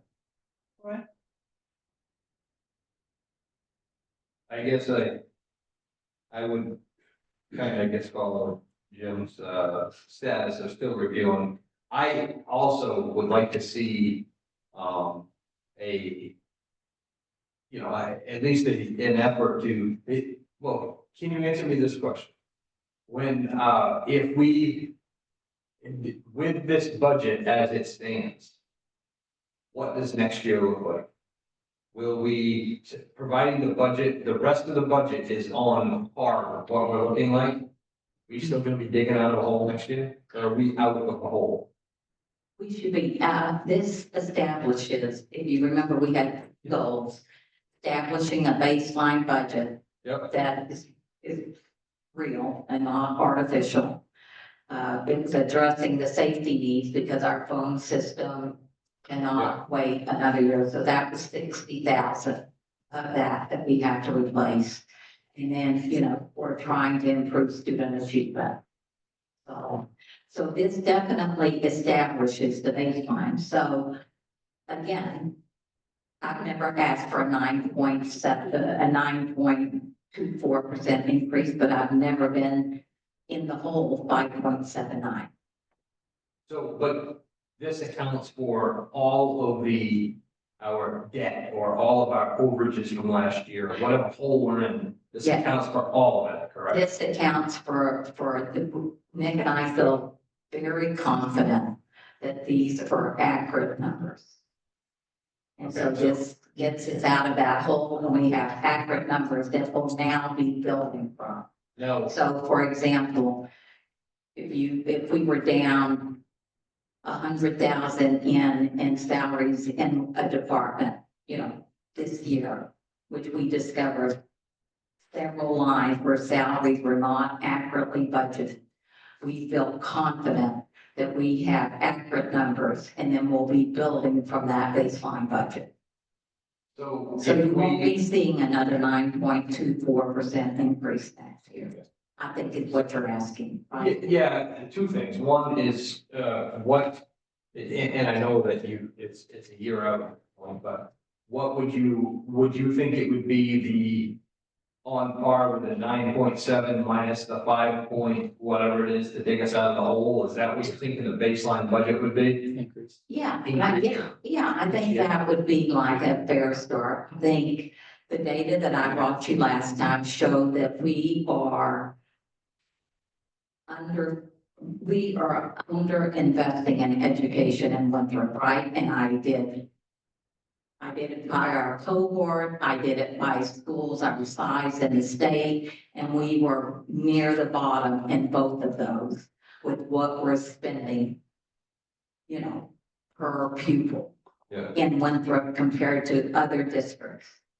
And so, yes, I would say that it would definitely be under 5%. Okay, my last question is as far as like, to Linda's comment about possibly looking at stretching it out over 2 years, doing 2.3% this year and 2.8% this year and 2.8% next year, as far as actually digging out of the hole, Yeah, what would be the ramifications of that? but we can't. I mean, the only way to reduce this budget is to keep funding positions, because you can't, in education, the way education is funded, you can't say, I'll take out a loan and spread this over 2 years. I guess I don't understand that. Well, keep it, It would be a matter of, if we had, like Linda said, we have a fund balance here at the town if absolutely needed. If we had to help with in order to get us through till next year. So if we didn't, I'm assuming the 5.7% or whatever it is to get a fund balance back into schools. Exactly, So yes. I'm just wondering if we were to, we have a fund balance here, through the town, if we were to say, for insurance, our insurance purposes, if we had to rely on that fund balance a little bit to squeak by until next year, is that possible?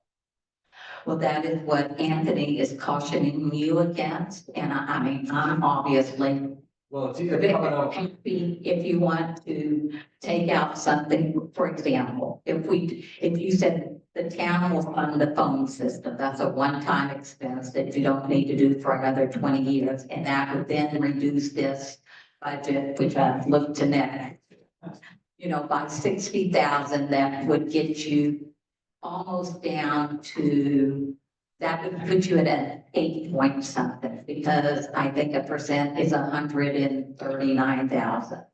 And so that's almost a 0.5%. Yeah. but it is important, Roy, to keep in mind that like 80% of their budget is payroll. And the only ways that you're going to as Dr. Foley said, the only ways you're going to significantly reduce cost is by cutting positions. That's the only way. Yes, and I'm even thinking of this the wrong way. I guess, we have a certain amount of expenses. We're in debt at this point. We're in debt to, as far as having a fund balance, right? We're basically squeaking by the wire as we speak, right? If we're, that 5% is, I'm assuming, building a new fund balance, correct? Well, it's not building a balance, it's just getting you to the Yes, base. that's right. So they don't have a line item in there that says fund and they're anticipating a certain amount. That's really, your fund balance is built because for 2 reasons. One is your revenues exceed your projected revenues, and or your expenses are less than what you budgeted. And that's how you build a fund balance. So you don't do it through raising and appropriating taxes. What they're saying, what I think what you're saying, But what I'm saying is, you're suggesting that if you didn't build the fund balance, you could reduce that 9.27. I'm saying there's no line item in the budget for the fund balance, that's going to be built either because you raise more revenue than projected, or you have fewer expenses than projected. I think I know what you're talking about. What you're talking about is, and correct me if I'm wrong, they didn't budget properly. So when they're looking at the whole budget, when they're actually adding up all those positions and everything else, they find out it's this as opposed to what they did budget. So that's the problem is if you're gonna cut, you gotta cut because it's real money. So that's the problem here with all of this. I mean, it's a true hole unless you're gonna cut and get rid of positions. So. Yeah, so, again, I appreciate. Well. Yeah, this is, I put it quite a bit, so. Then maybe somebody saw, so I found it really hard to get it to the number that they're presenting today, and I'd say I'm in favor of this just because I don't see another way out of it. I do like Linda's idea, Rose idea, and I was ideas, we appropriate some money for some of the improvements at the school to maybe set the percent increase, but I don't know how much we can do that and keep kind of other needs, served, right? So, I'm in support. I'd like to spend a little more time with it, just one last time, check my boxes, but right now I do like the number and I appreciate it. So 2 items from now, we're gonna be talking about the capital improvement plan. And what Nick and I are gonna ask the council to do is set your priority. So if the new fire engine is a priority, okay, we know that's a priority. And then we plan on coming back the next meeting and saying, okay, here's our recommendation of how you can fund it. So as we go through this, if you think a phone system, for instance, is a priority over some of the other things that you're going to see, then tell us that, and then we can plan on that. But I would just caution, again, not using it for operating expenses and keeping in mind that there are lots of municipal needs that we have right now, in addition to what's with the schools.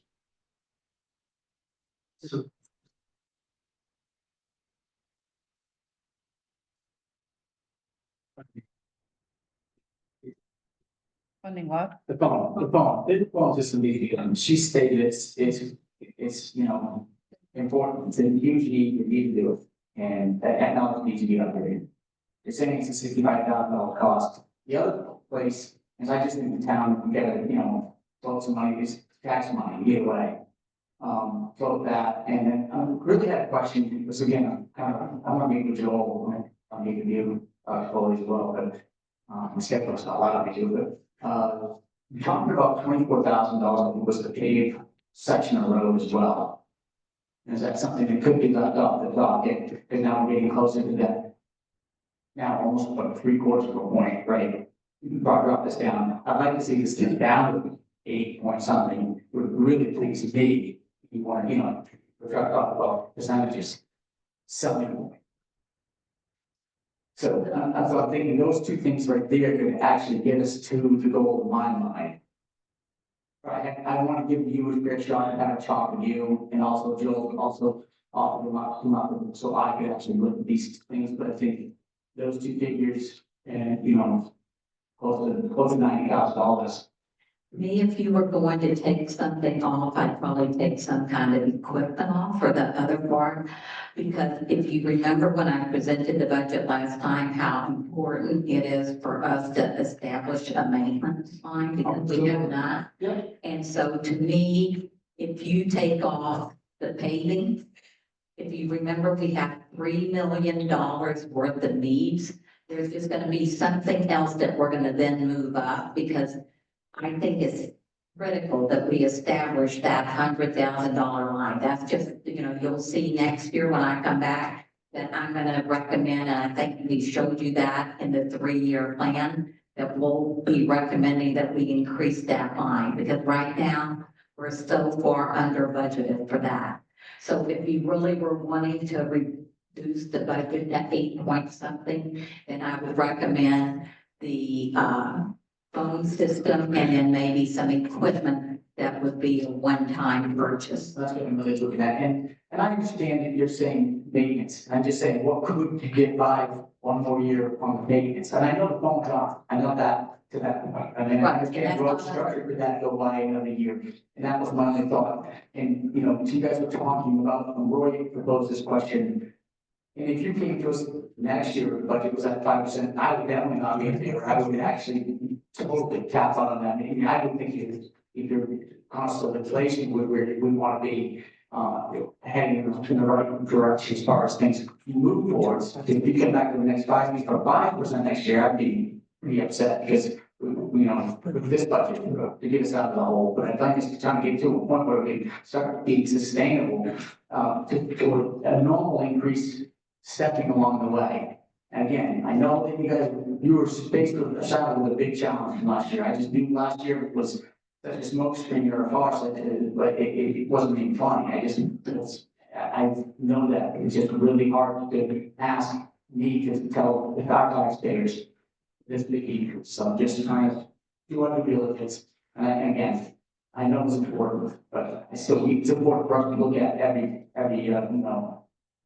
stone and turn it over and make sure, can we really be certain that this is what we need? Or can we do without?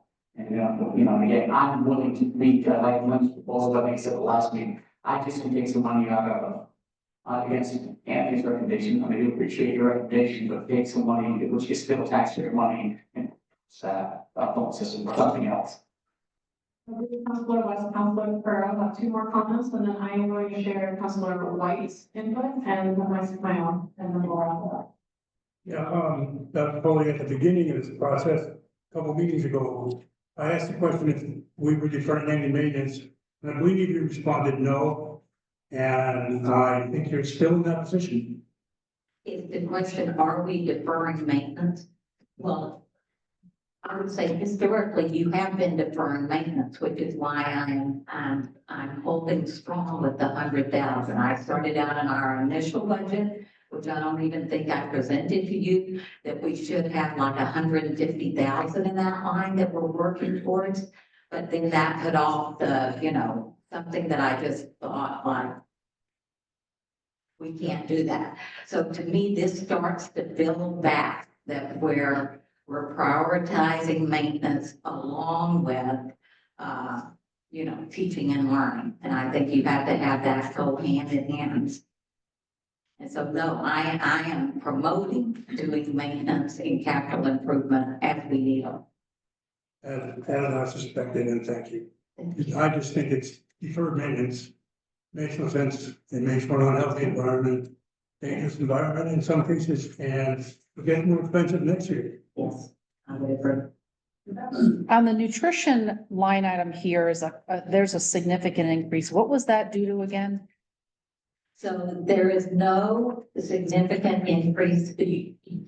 As a town, you currently, which I was shocked at, you're not supporting nutrition with 1 cent. So any increase that you're seeing there is because of probably food cost is one thing that we had a big discussion about when we reviewed that budget with nutrition. But the nutrition budget, there's no cost to the taxpayers currently in this budget, which I have never seen. So Okay. when you talk about, are we being as fiscally responsible as possible? I would say yes. And there's one good example right there. Right. So that I would say that's primarily, Linda, that's primarily the cost of food going up and the negotiated salaries. Our nutrition workers and managers here are like near the bottom of the state in their pay.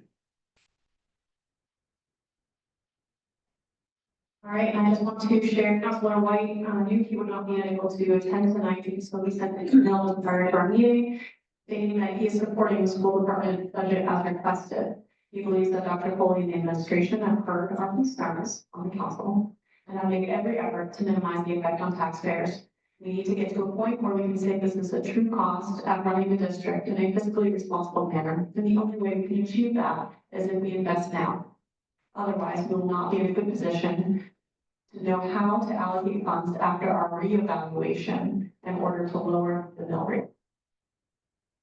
And I'm in agreement also with Andy and with Zach and with Aaron and that we should not put our students at any risk, and I don't want to see any further conditions. Thank you. Thank you very much. Thank you.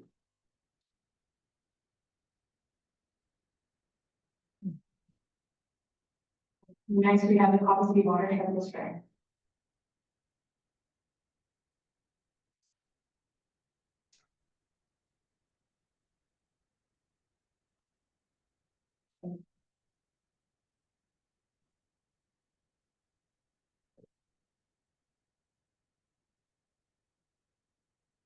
Good evening, everyone.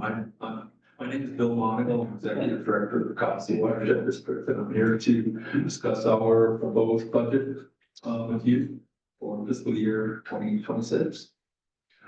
I trust everyone has a copy of the budget. We could go through all of the lines, but I've tried to prepare for tonight to try to maybe, make some of this a little easier to understand and put some of the stuff in perspective that's in the budget. I think, can everyone hear me all right? Yeah. Okay, great. Starting with like the direct costs. Overall, the direct cost, we're budgeting an increase to 6.3%. One of the big absolute dollar amount tickets there is one of them is the cost of living increase of 3%. That 3.3 is actually 3%. When we started the fiscal year, the salaries totals were slightly more than 36,200. We had hired one person on July 1st, and salary was close to what we had budgeted, but a little more. What I'd like to point out is when you look at all of the direct costs, I'd like to direct your attention to NPS Direct. And you see that they went up 61.2% over budgeted. From 25,000 to 40,300 we're projecting for this next year. What those represent are primarily construction related costs from our DEP or federal grants. Those are pass-through costs. Cobbossee Watershed District does not benefit from those costs, those direct costs. They do not support staff or any of our general operations. But I'd like to also then direct you to down below, and I don't want to jump around too much, but these are related to federal state grants. And you see that we budgeted 40,196 for this year, 56,516 for next year. So 56,516 in revenue for the grant is 100% associated with those direct costs of the 40,300 up above. So those are covered by a federal grant, those direct costs. The $16,000 or so difference represents support for Cobbossee Watershed District staff and general operation support for grant. So if you were to take the increase of $15,300 out of those direct costs for non-point source solution, NPS, out of the total direct costs, the remaining direct cost increases are really only $4,034 for the remaining lines. That represents a small 1.32% increase in Cobbossee Watershed District related direct costs. The others are passed through; those are grant related. So we've been pretty well holding the line over the last few years. I'd like to go down to overhead costs. And we'll start with health insurance. As you see, we're increasing health insurance line by 16.49%. As you can see, we budgeted 22,075, but as it stands at this rate, we're paying monthly and bi-weekly. I anticipate us paying 24,145 in insurance for this year. We had a almost 10% increase in our health insurance through Maine Municipal Employees Health Trust January 1st. It went from $1,057 or so to $1,150, almost $100 increase. And actually over a 14-month period, it went up from $1,000.50 to over $1,150. So it went up 15% over a 14-month period. And those are things that we really can't control. What I'd like to point out is that back in fiscal year 2024, which is not on this budget, we used to budget, we had $32,000 for health insurance. And I think most of you that I spoke to last year, you don't really recall, effective January 1st of 2024, I voluntarily surrendered my health insurance through Cobbossee Watershed District and went to Medicare and an advanced plan to cut costs for us at Cobbossee Watershed. So we used to be at over 30,000. And reason it's still 16.49% is because I anticipate maybe not another 9 or 10%, 9.5 to 10% increase this year, but I've been doing this for 33 years, Copsey watershed, and generally, it seems like every darn January, we see 5, 7, 8, 6% increase. Right now, we're in a $1,500 deductible plan, used to be called a preferred provider option, PPO 1,500, now they call it the Moosehead plan. But it's becoming very popular because of the lower costs, because of the higher deductible. So they're getting probably more claims, so the costs are going up. So, and on top of that, I'd like to also just look down at insurance at the bottom line, and then we can talk all these other lines in here, but I just want to say, again, the direct costs that are not related with the federal grant, we only went up 1.32% at the Copsey watershed. Under our overhead costs, which include health benefits, the other insurance line is our, inland marine, our boat insurance, we have commercial auto, we have, commercial lines, our general liability, and we have directors and officers insurance.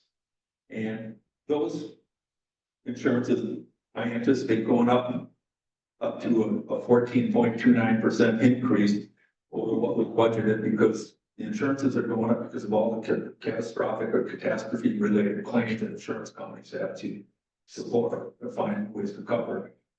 So if you combine the increase in the health insurance and the general insurance, the health insurance represents, right, so the overhead cost, if you look down below, total 7.7% increase in overhead. 4.81% of that 7.7 is health insurance.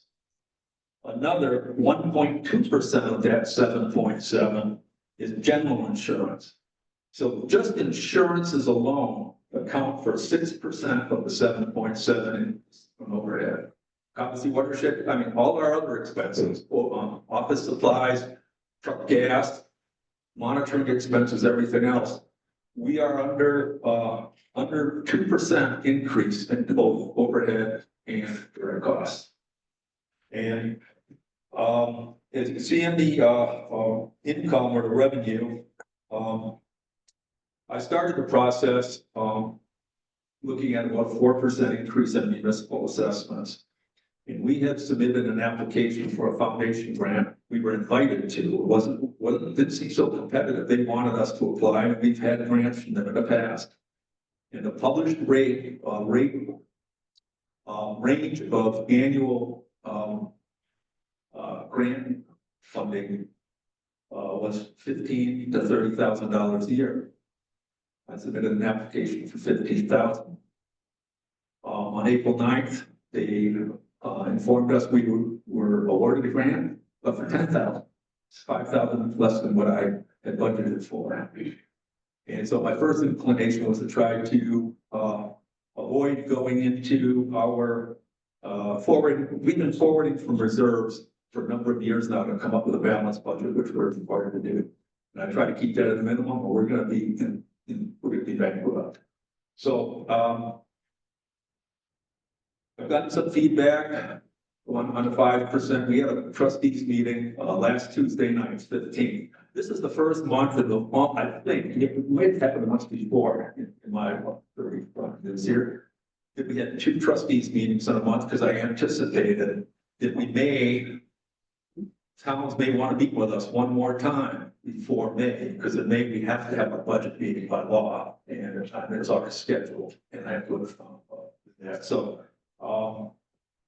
at our last meeting on the 15th, last Tuesday, I brought simply just a 4% and a 5% budget to our board of trustees and our budget committee, and they're pretty much in support of most of what I recommend. And at our last meeting, it was a general consensus, no vote, but it seemed very obvious that the board of trustees would feel comfortable with going halfway at a 4.5% increase. And I have to apologize to chairman of our board of trustees. I wanted to introduce her. If you don't know her, Sandy Small Hughes. She's one of your 2 Winthrop representatives, and she's chair of our board. And you all know, I think you all know Wendy Dennis, she's here as well, the knowledgeist from Cox Watershed, so. With that, if you've looked at some things on the budget and you have questions, I'll try to make sense of it. Bill, thanks for showing up today. Quick question, you're talking about insurance. What do you guys cover for your employee? What's the percentage that they pay? What's the company that the watershed pays for insurance? The Cox Watershed District pays insurance premiums. What's the employee for health insurance? What does the employee pay? What is the percentage the employee pays and what does the company pay? The company pays 100%. 100%. How many employees? Well, we have 3. There's only one right now that's getting the full 100% package from Maine Municipal. I am getting a small amount to cover Part B, and it's like $29 a month advantage. And so what I'll just say right now is that I figured out the differences that I'm being compensated for and what they would have been paying about $1,100 something a month for me right now, close to 12.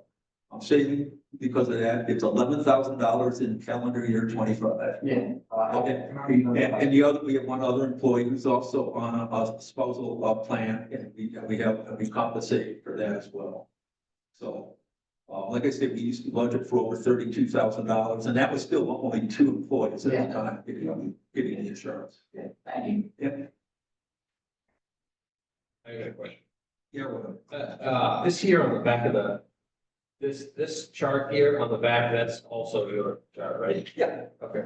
I just, no, I just want to make sure.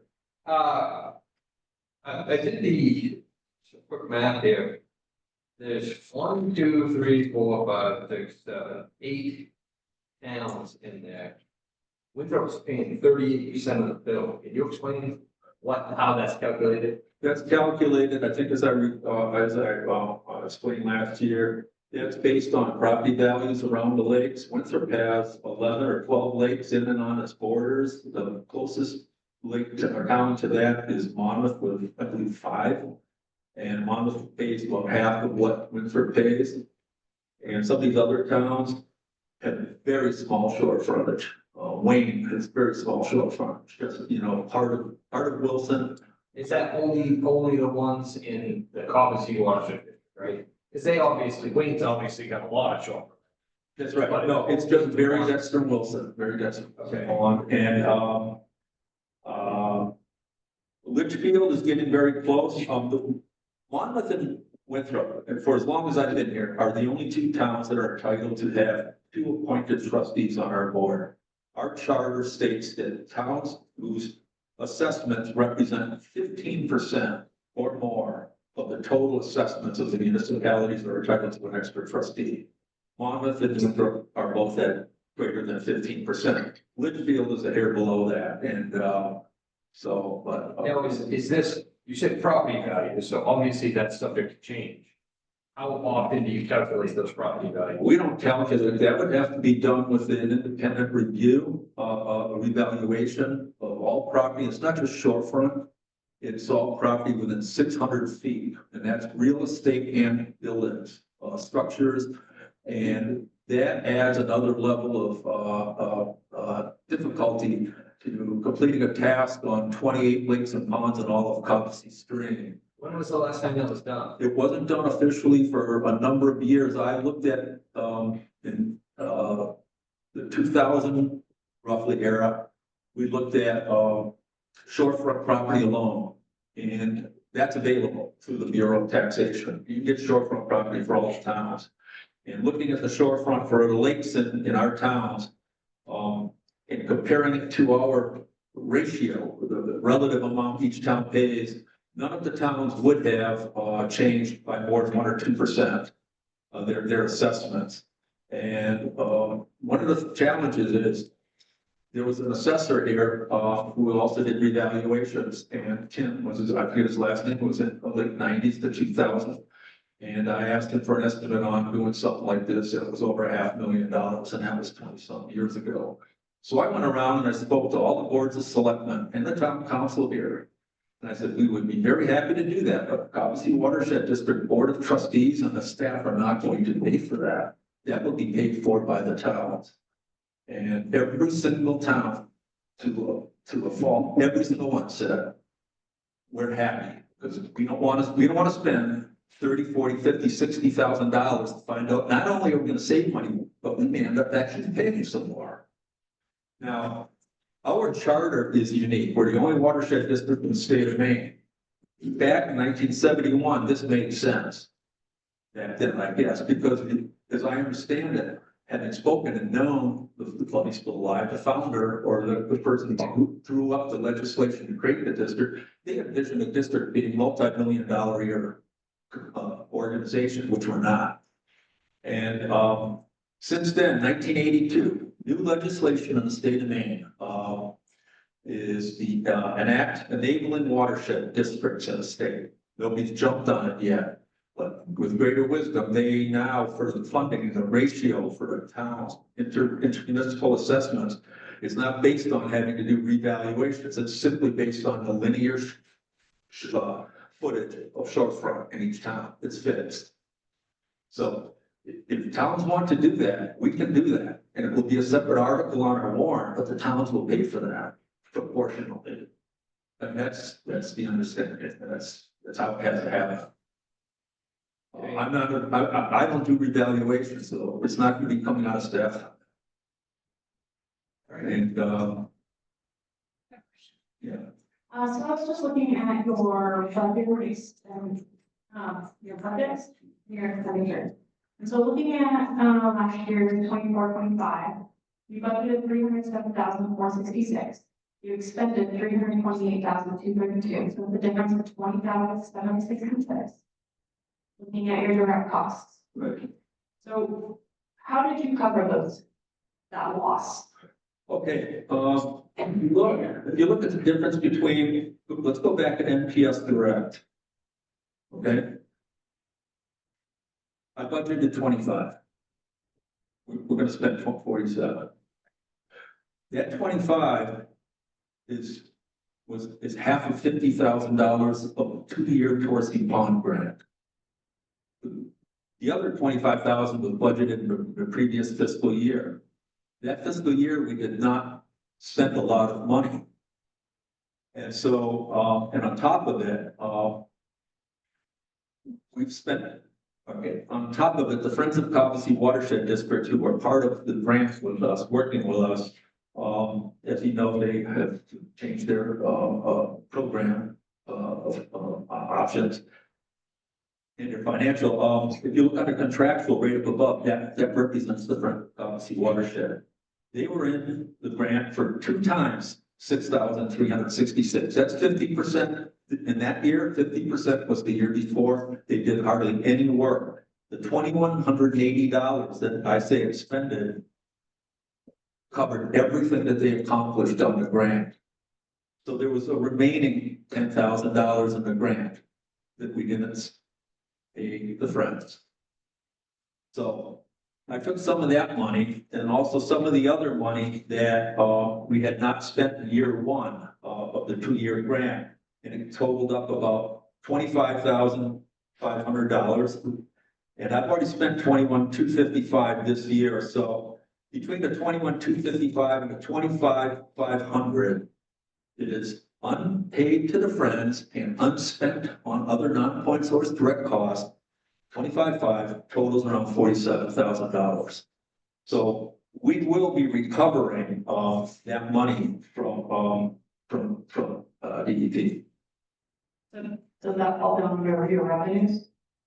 That is under revenues, yes. It's part of the 66,000. As you see, we only budgeted 40,000.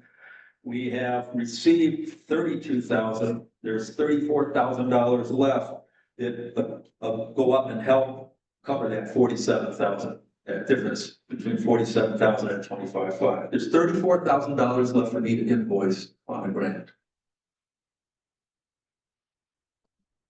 So we're looking at going back to the health benefits as well. And that changes every January here through the Maine Employees Health Trust. Knowing that that's going to go up and looking at the expenditures for this past year, that is about $2,000 more. You're only increasing about $1,000 more. You just assess No, that's $1,600 and, that is, $1,600, increase. I believe would cover, what is remaining. I know what we're gonna be paying every month from July until December. Right. And then in January, and that, looking at exactly what we pay for what we compensate me and my other staff person who's not on a full-time insurance at Maine Municipal, I know exactly, that never changes on payroll. And every month, at Maine Municipal is the same. And so I know that by the end of this June, it's gonna be within dollars, single dollars probably, 24,145. Then I know what we're gonna be paying for Maine Municipal, and I don't think that my Medicare is gonna change in July. So I know what we're gonna be paying from now until December. If you take an account, put in about a 7% increase for Maine Municipal next January, that'll cover then the second 6 month period. That would bring it to 25,715. So if we're to go over, like this past year was, I think, 9.6% or something. If you have an unaccounted for overture, I mean, is that accounting for this carry forward that you're putting down into the grants? Is that how that, for the grants? I mean, because you said that. We're not talking health insurance now, right? No, Now what we're, I'm just looking at bottom lines. I mean, to get the total operating costs to match up with your total revenues, dollar for dollar. yeah,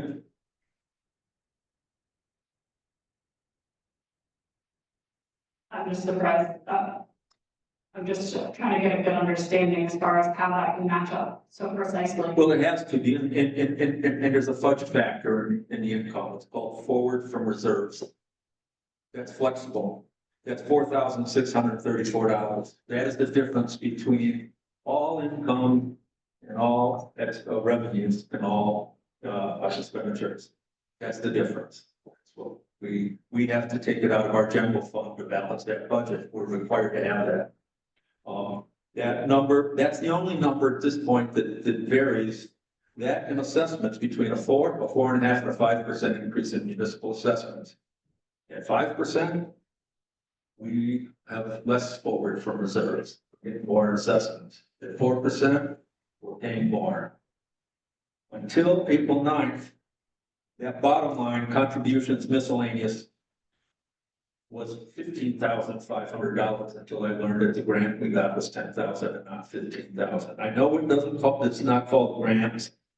This has always been the title of that line. I didn't want to throw in a private foundation grant to muddy up the federal/state grant. So I put that under contributions miscellaneous. So I know we're getting to $10,000. So Bill, even though this says 2024, 25 expended, those aren't actuals because we haven't reached the end of the fiscal year. So these are actually just projections. They're projections, and what I've been doing, I mean, is I'm looking at, where we are at the end of March, we're building this and looking at, some of these, I know for certain that the payroll is not gonna change. Nobody's salary is gonna change or anything like that from now until the end of the year. The grants might change. It might be that I don't spend all the money by the end of this year. Some of it I spend in June, that that 47,000, let's say, that's direct. These are estimates.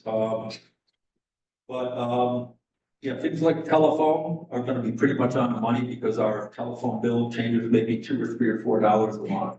It's $200, it was $202. And then with that, we also have our internet coverage through Consolidated Communications. That's $91.95 a month. That will go to telephone. We put the internet in our library fund. So with your reserves, if you're pulling from your reserves every year, how do you build your reserve? Well, we were able to build some reserves over the last couple of years. I think as I was reported last year too, is that we lost a staff person on the same position over a 3-year period twice. And so we went several months without filling that position. So we're not paying the salary for a few months. But at the same time, we're not paying their health insurance for a few months. several months, and so we were able to, and there are some years where, this is taken, we don't have a big reserve, by the way. Well, that was gonna be my next question is, do you have a policy on what your fund balance should be? And if so, where is it in relation to a policy? No, we don't have a policy on that, but I can tell you that our general fund that it would be, undedicated at this time is probably on the order of about 2.5 months of our operating costs. Okay. And, the other thing, we do not have separate accounts, but we keep track of things. Some things like somebody who retires, quits, gets fired, they get paid for unused vacation time up to 192 hours. That's the most we can accumulate. And so I'm looking at it, okay, that could be anywhere from, depending on which employee, and I know there's a couple of us that are at that 192 on a weekly basis, unless we don't, if we don't use it, we lose it. We're looking at maybe $8,000 each, $8,000. So there's $16,000. We have already budgeted in the past for a lake gauge, which may not have budgeted enough, but that's an expensive for lake level gauge. So automatic gauging for water levels management, and that's on the order of $10,000 to $11,000. And so, there you go. I mean, it's like we're down around probably, if you want an honest estimate, somewhere in a $75,000 range of dedicated reserve. Yeah. So, And I've been doing this, like I say, since 1992, when I got with the Coxsackie Watershed District. We had $4,000 of unrestricted reserve, and sometimes bills were held up until revenue came. so just for the council's sort of a point of comparison, that 2.5 months, that almost exactly matches or corresponds with what the town's policy is for its general fund. Yeah. Yeah, it's fairly standard and healthy. You're right, and that's what I've been telling our board, and that's, you don't want to have more than that, you look like you're stockpiling money, you shouldn't do that, but I do know, I've been coming to these council meetings again since the early 90s, when Marshall Hills was a town manager all the way back, and I know that, and I've been hearing what the reports from their accountants are, the person does the audit is, you need to get 3 to 6 months roughly, I mean, ideally 6, but 3, you really don't want to be much below the 3, from a cash flow situation and having that, so, I feel good where we are right now. Like I said, I mean, you can look at lines in our budget, the truck. I mean, we went up about $400, $450, $300, whatever in the truck. That's a 10-year-old truck. It's in good shape. We have one truck, and now it's getting the repair time on that. And we now with our new staff person, we're getting a little bit more out into the field. He is. We don't have the luxury of having more than one truck. I drive around the whole Coxsackie Watershed District. I drive that truck maybe 10 miles a year. I drive my car everywhere and not provide gas mileage or anything for staff. So we are doing what we can to keep our costs down, I can tell you. So. Bill, one quick question, come back to this, kind of why I was trying to hold you a little bit about the insurance, what you guys cover per employee. As the costs continue to increase for insurance, because everybody's feeling it across the board. You guys ever considered having your employee pay a certain amount of percentage towards their insurance to help mitigate that expense? Okay, let me ask the town. What does the town pay for insurance? So the town pays 90% of an employee's insurance. So the employee pays 10% of their premium. And then we do offer insurance for spouses and dependents, and the town pays 65% of that, and the employee pays 35%. See, we used to do code enforcement for the town, and we had one employee who was on the town's insurance, and we were getting the same insurance that the town had at the time. It was called POSA, Point of Service A. It was the Cadillac plan at Maine Municipal, no deductible. And I'll just give a little history lesson here. Linda remembers the history, and I think Andy does too, but back in 2013, the town of Winthrop demanded that we lower our assessments 10%. And it was the year that during the LePage administration, that there was threat of, total loss of revenue sharing that year. And I understand, and it was a big school budget issue that year. I understand a lot of the issues that the town was confronted with. And, ultimately, the revenue sharing was resolved because they weren't gonna get to know what happened about what was gonna happen then until June, but they still wanted us to go down to 10%. And we succumbed, we did. And with that, we furloughed, I furloughed three weeks of my pay that year. We went down 10%, it saved the town of $8,000. It cost Common Watershed District $21,000, you're right, 38%. So 21,000, 8% is about 38% of 21,000. And on top of it, we also stopped offering the point of service pay to our staff. It went with the PPO 1,500, where then the staff were, we started going with $1,500 deductible. And we don't have PERS, we don't have retirement, we're not part of public retirement. It wasn't an option, as I understood it when I started here, but later on we learned that we could do it. But in order to jump in late, you had to pay a 2-year or 3-year catch-up fee. It was even way more than we could finance at the time. So I think, and I'm speaking for me as an executive director, but I'm also, I think, speaking for our board of trustees. I think the least that we can do is offer health insurance to our employees, and so. Now, it's more of a suggestion because times are changing, right? And so you see it as the insurance costs come up. I mean, a lot of those packages aren't really offered across the board to most municipalities will come down and even throughout the private and public, the employees paying something. So it was just more of a question or a suggestion of, have you guys considered it? That's all. No, I think it's like trying to recruit employees.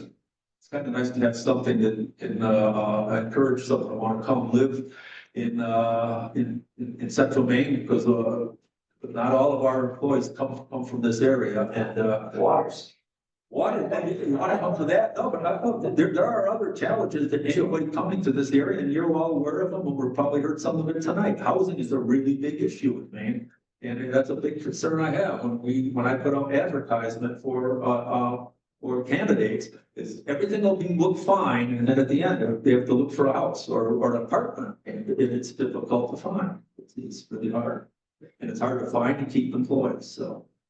But I want to thank you for giving me the opportunity to come here and talk about this tonight, so. And I do pay my taxes in this town, so if we keep our taxes down, I'm all for it, so. Me too. Thank you, Bill. Thank you. Thank you. Thank you. Next, we have our capital improvement plans. Yeah, so as I mentioned earlier, what I might suggest is you have the plan in front of you. Is let's go through sort of department by department. You tell us what the priorities are. We have a meeting planned for next Monday. Once we know what your priorities are, Nick and I tomorrow will begin working on a plan for how we can pay for that, using a combination of our assigned fund balance, our capital reserves, if we have capital reserves available for those purposes, and then of course raising and appropriating. Does that sound agreeable to you folks? Okay. So the first plan that you have in front of you is the Public Works plan, and this is in your budget books. So I did not reprint that.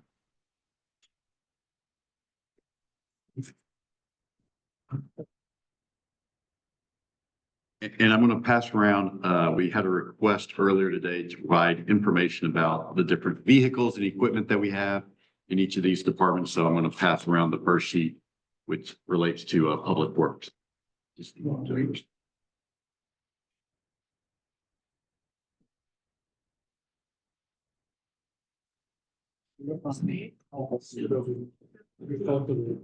Yeah, and so just as a reminder, you've got sort of two portions of this plan. The top portion for FY26 involves our lease finance programs. And then below that is the amount of money that we are recommending we sort of put away in a capital reserve for future needs. So which is what? The blue is what? So So the blue is existing leases. Okay, We're looking at FY 26. And then the yellow is proposed new this year. this is proposed new, And what's? No, just the, just the yellow, okay. Yellow is something. yes. Nick, why don't you come up to the microphone so folks at home can hear you? Yes, it said blue is, that's already in existence. Yellow is something that I moved a year or something down the line. And green is something new. Every proposal.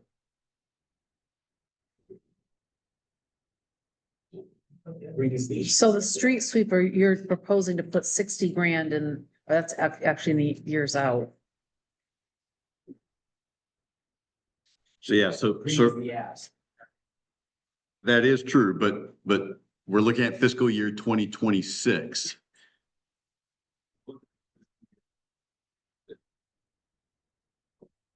Let's start at the top. Okay, so if you look at the list that I gave you of the equipment. So if you look at the first line, it says 2016 pickup truck with plow 9100. Mhm. That truck is actually a 2021. So most of these numbers, these dates on the trucks are wrong. Because I think they've been updated over the years, but nobody wanted to change the number in the. So what's important to note is up there in blue on FY 26, everything except for one line item, we're in the midst of financing that. That is, we purchased those pieces of equipment at a prior date. And so now it's just a matter of making the annual lease payment on that. The only thing that is new is, or that is proposed, is the excavator. Ask away. So we're proposing an excavator, replacing an excavator that had 1,600 hours on it. Good look. Is that what I have on the? Where are you looking at the excavator? So why are we replacing an excavator that's 1,600 hours? Because we need a bigger machine. Okay, The machine that you have is not sized properly for what you need. okay. So Kevin, at that point, would you propose divesting of that piece of equipment and purchasing another one in its place, or having two excavators? What's your plan? No, I would have the two, keep the old one and purchase the new one. And the reason is, right now, I'm planning on bringing the backhoe out of the transfer station 2 days a week that they're closed on Mondays and Thursdays, and using that to try to catch up with what needs to be done. So shouldn't we be adding another, if we're looking at adding a piece of equipment instead of replacing it? Shouldn't we be adding a line item to this? We should. Okay.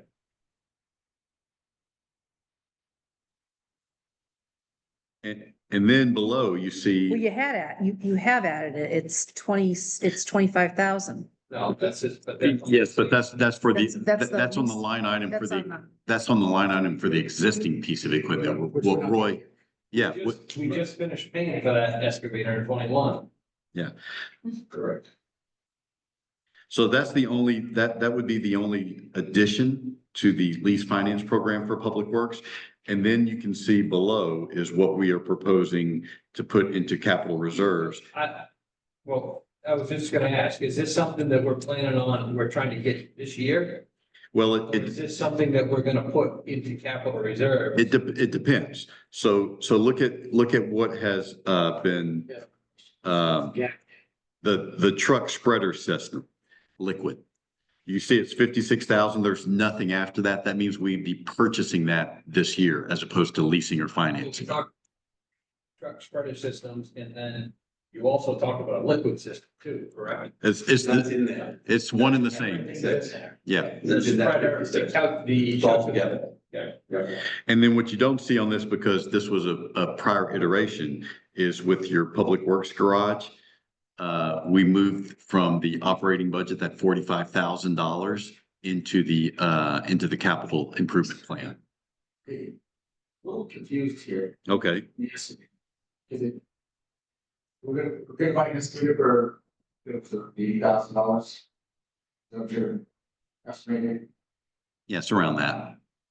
The size of, yeah, usual, like, what you, how big are you gonna get one? Yeah, how big is it gonna be? What are you operating now? Is it 8,000? It's a, no, it's like a 14. It's a 40,000 Yeah, pounds? it's like 12, 14. And what are you proposing to get? And we needed 26, 23, 26. Yeah. You gonna put together all that now, or is that gonna be? No, we're gonna need a trailer for it. No, so it's fine. I would like to see that probably not being here, but just talking about the controls to drop sand into the liquid, I'd like to see that separated, because I'm really in favor of maybe the control without the liquid, so I'd like to see those two separate line items on this. Okay, tell us what your thinking is. I'm thinking, I think he knows what I'm talking about, so getting the controls of the truck, so they'll drop the sand appropriately and not waste it. But I'm not looking about putting liquid out of the proposal, we don't have to do both, we can do one or the other, or we could do both. You should do both. So here's how it's gonna work, or here's how it should work. Sure. Right now, you're sand only, right? You're using an amount of salt to keep your sand from freezing in the winter. If you go over there, there's big chunks all the time, you gotta screen them out. Yeah. You'll still use sand. You're never gonna get away from using sand in this town, because you always wanna have some routes that are gonna be sand priorities. But you need to have routes that are salt priorities. And to do that, you can only use the liquid system to activate that salt. Because salt on itself, so 1 pound of salt will melt 46.5 pounds of ice at 25 to 27 degrees. If you lower that temperature down to 20 degrees, that same pound of salt will only melt 14.5 pounds of ice. But when you spray it with either liquid brine salt or with calcium chloride or some activating chemical that's liquid, then it brings the activation rate back down to sub-zero. Well, it's just the brine in the liquid stuff, was that comes at a cost to certainly don't have that, like, right? No, we probably buy it from the state. And what, and you said, I think something special to store It's just a tank, a big bulk tank. You could pick them up at Paris Farm. it, can't be stored outside. Yep. Temperature wise. Yep. So, okay. My other question to you is come back to go back to the excavator, which you anticipate the larger excavator first, and if it does get one, is to maybe load the trucks, or sand, and first is the loader, you maybe use the loader for plowing. As far as. Just to help to, you know, plow the loader probably through downtown, probably a lot easier to get, We don't have the bodies to do that. Yeah, but in future, if you look at it, future, but You have a loader that has a quick mount on it and has a plow. So it could be used. yeah. I don't know how effective it would be, because I've never done it here, but. Yeah, but I'm just looking at it as the estimated proposed is pretty big, it should have a pretty decent bucket on it, you should be able to load up that, these trucks with that sand, we got it quick. Well, right now you load probably 3 to 4 times per storm per truck. If we go to these systems, that should cut that in half. Yeah. So the trucks would go out loaded and have to load maybe 1 more time per storm. Okay, so there's no, there must. Yeah. Thank you.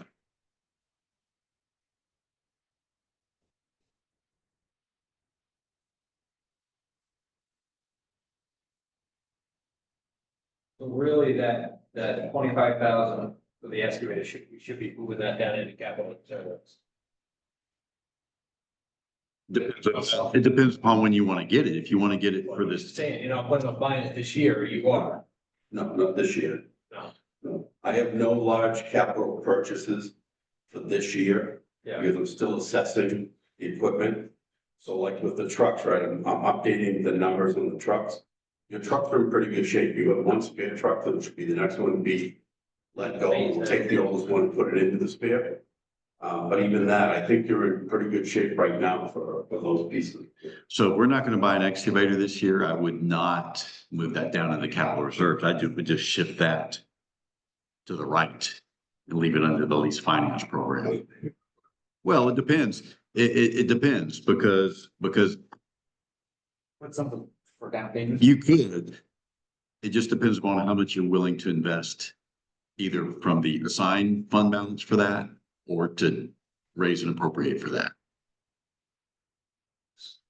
sort of, again, we need to focus on sort of what are your priorities? What are your top priorities? What are the things that you think absolutely positively need to be part of Public Works capital improvement plan in the coming year? Kevin, what are you into, for the work for that excavator that we are planning on doing?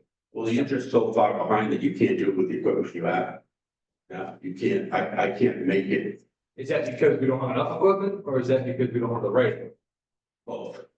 Both. You don't have enough people, you don't have enough equipment, you don't have enough time. So like that 14,000 pound machine would be used for ditching, primarily. Yeah. What are we gonna, I know we're going through one situation. So the bigger one would be used for, culvert work. Yeah. There's a culvert over on, the Ruby Ridge. That's actually a FEMA issue that I have to have done by June 1st. And I've got to get IFW involved and all kinds of things. That's a big one. Right, so we can't do that ourselves. We gotta hire that out. That's very costly. That'll cost you a third of what a machine will cost, just to do that. Yeah, we can rent one. Potentially. Potentially, yeah. You think you got a body speed to operate that? Yeah, I got 2 or 3. We got to stand right there. Yeah, I got a couple. We hired properly.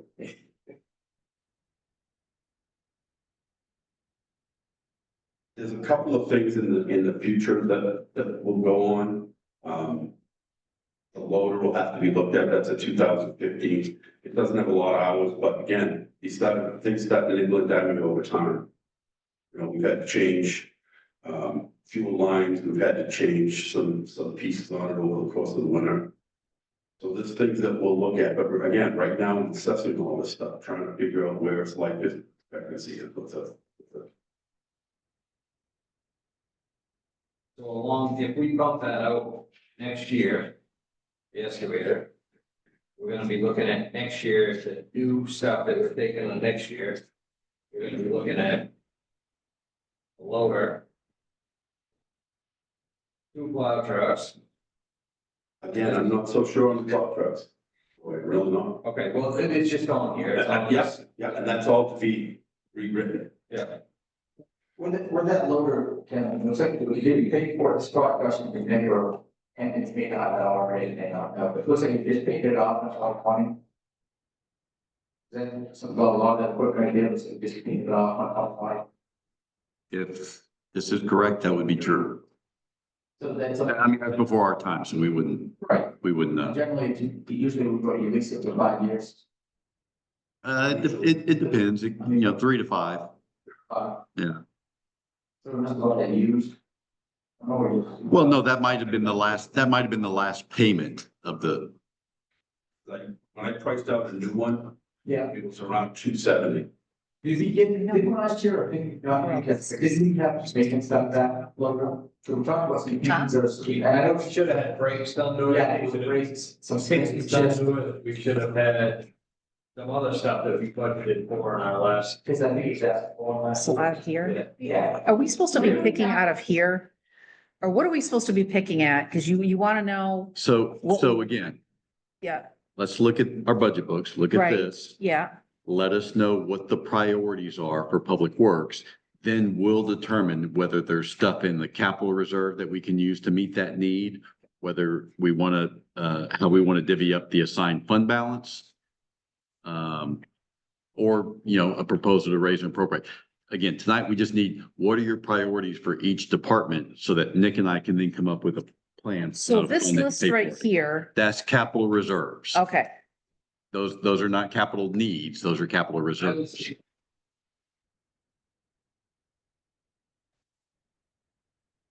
Save on the color and that sort of thing, and then, you know, based on what you're looking at here, you're looking at a used excavator, if you're looking at one that size, you know, but But again, again, you made a perfect point. Look at the hours put on it, yeah, right? Why are we buying new? Let's find a decent. I agree. I agree. yeah, that's, I mean, I think if we need that, yeah, Next year, I would. how much is that 25? So I got you, excavator. So what you're looking, This year, okay, But a little bit. that's what we need to hear. And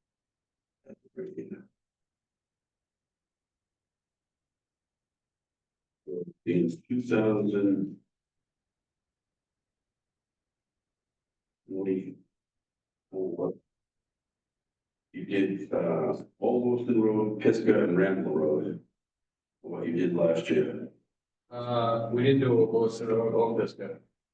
That's what it says on the, oh, I'm looking at 25, I apologize. You did Peck Farm, Highland Heights. Crossroad and Arrows. Yeah, Apple Farm Crossing, Crossroad, Wilson Pond. Now, do those need a top coat or those? Peck Farm was, it says here, 2-inch full width spot shim of 12.5, and then an inch and a half puck mix overlay shim at 12.5. And now, if these are correct, that's what went down. How about, we should be able to find out from now. Well, again, we need to focus a little bit here. So what, I guess what I want, But because again, kind of are focusing on paving, we're talking about paving. I know, but Roy, so I think as Kevin has explained before, what we're going to do is this year, we're just going to maintain some of the roads that have recently been paved, just to ensure that we're going to get a full lifespan out of those. In the meantime, this spring and summer, Kevin's going to use that RSMS software that the DOT provides in order to do an assessment of all of our roads, so that at the beginning of 2026, we can come and say, do you have the appetite for an X $1 million bond in order to get all of our roads to a certain standard? So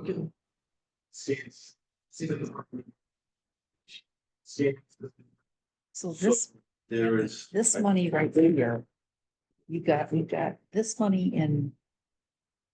So the scales, I think you were putting money aside. Yeah, right. Where we ask them Just. I would ask them to help me find. Right here.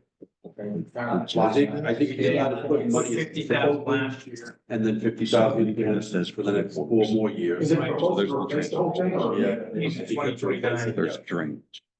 So we're gonna start. In the hole. Get a loan to do that and place it sooner, or is it, can it hold up until? No, I think we're okay. Okay. Talking with Georgia, we don't. The only That's thing what we have Jeff to do is said, replace the yes. box, and we can do that. Right now, you have an analog box that needs to go digital. Okay. To make But that again, anymore. When they have one of those, then as we upgrade in the future, that's the one works. Okay, yeah, that's what I understood. I understood the scales. I guess my question is, what do we have? One of the for- things that I think we need to look at Money. is the bill dam. This is gonna add to the bottom line of.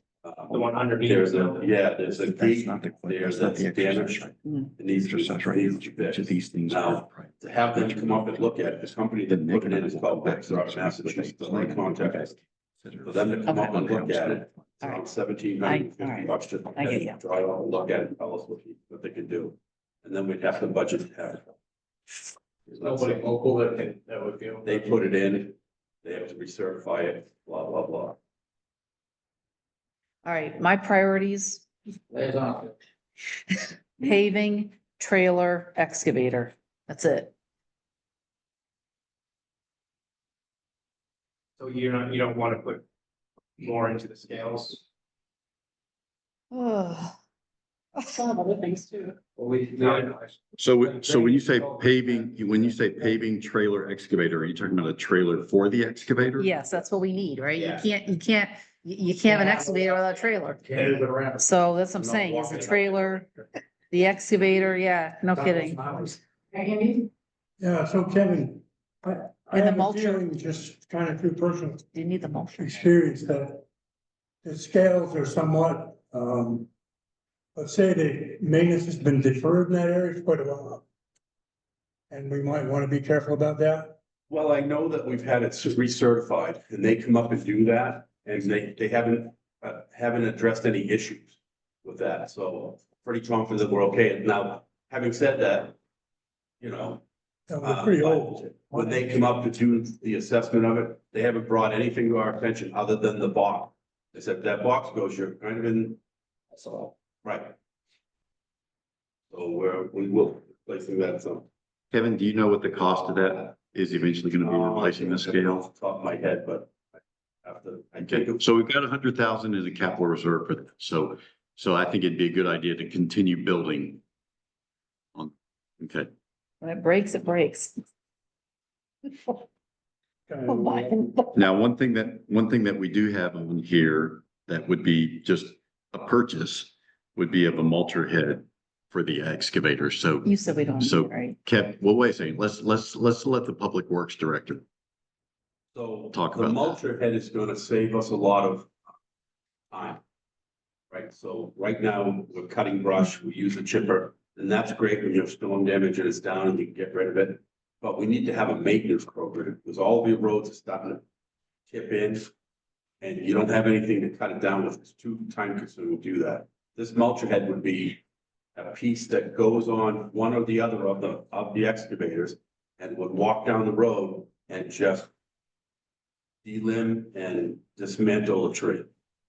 That's a one-person operation, correct? No, because you're gonna have to have somebody. Right. Right. But in the past, Yeah, you know, what is so so machine. crew? Nope. You don't have a whole crew there doing drugs. There could be other. That's right. Doing other stuff. That's Right. Would this be from the additional hires, the 2 additional hires that we were talking about? It could be, yeah, so. Because in the past, I think we Yeah. can contract this out. Yeah, I mean, it could be, I think in the past, you've had somebody that mowed the roadsides, that's still on the table. Yeah, they had one that went out. Okay. There was a contract in it. It was contract. With a sickle bar or something? Yeah. Yeah, no, this is more than that. This Oh, is- yeah, okay, I understand. Okay. All right, so I'm comfortable with those 4 things myself. With the mulcher. The mulcher head too.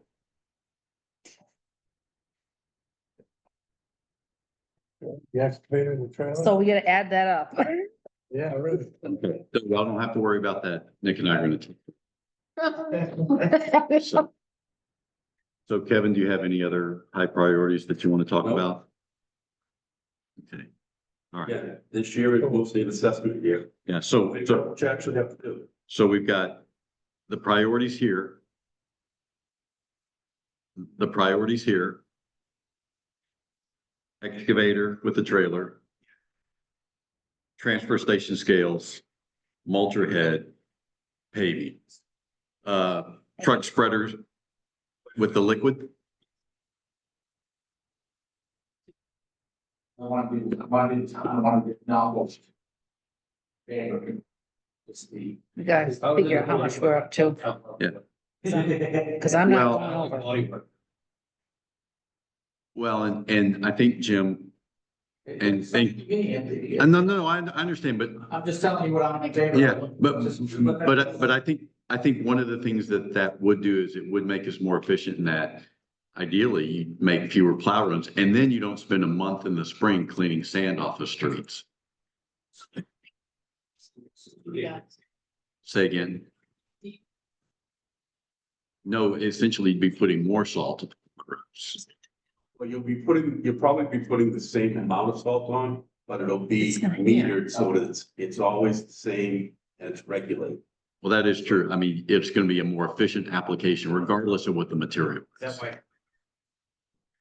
Is it a brine? So the brine activates the salt that you put on the road. So right now you see the state go down and they put salt on the road, Yes. right in the middle. We'd be doing basically the same thing. When it's below 20 degrees or so, we'd be spraying it with a liquid brine. And that activates the salt that gets it started. And what happens when it goes in?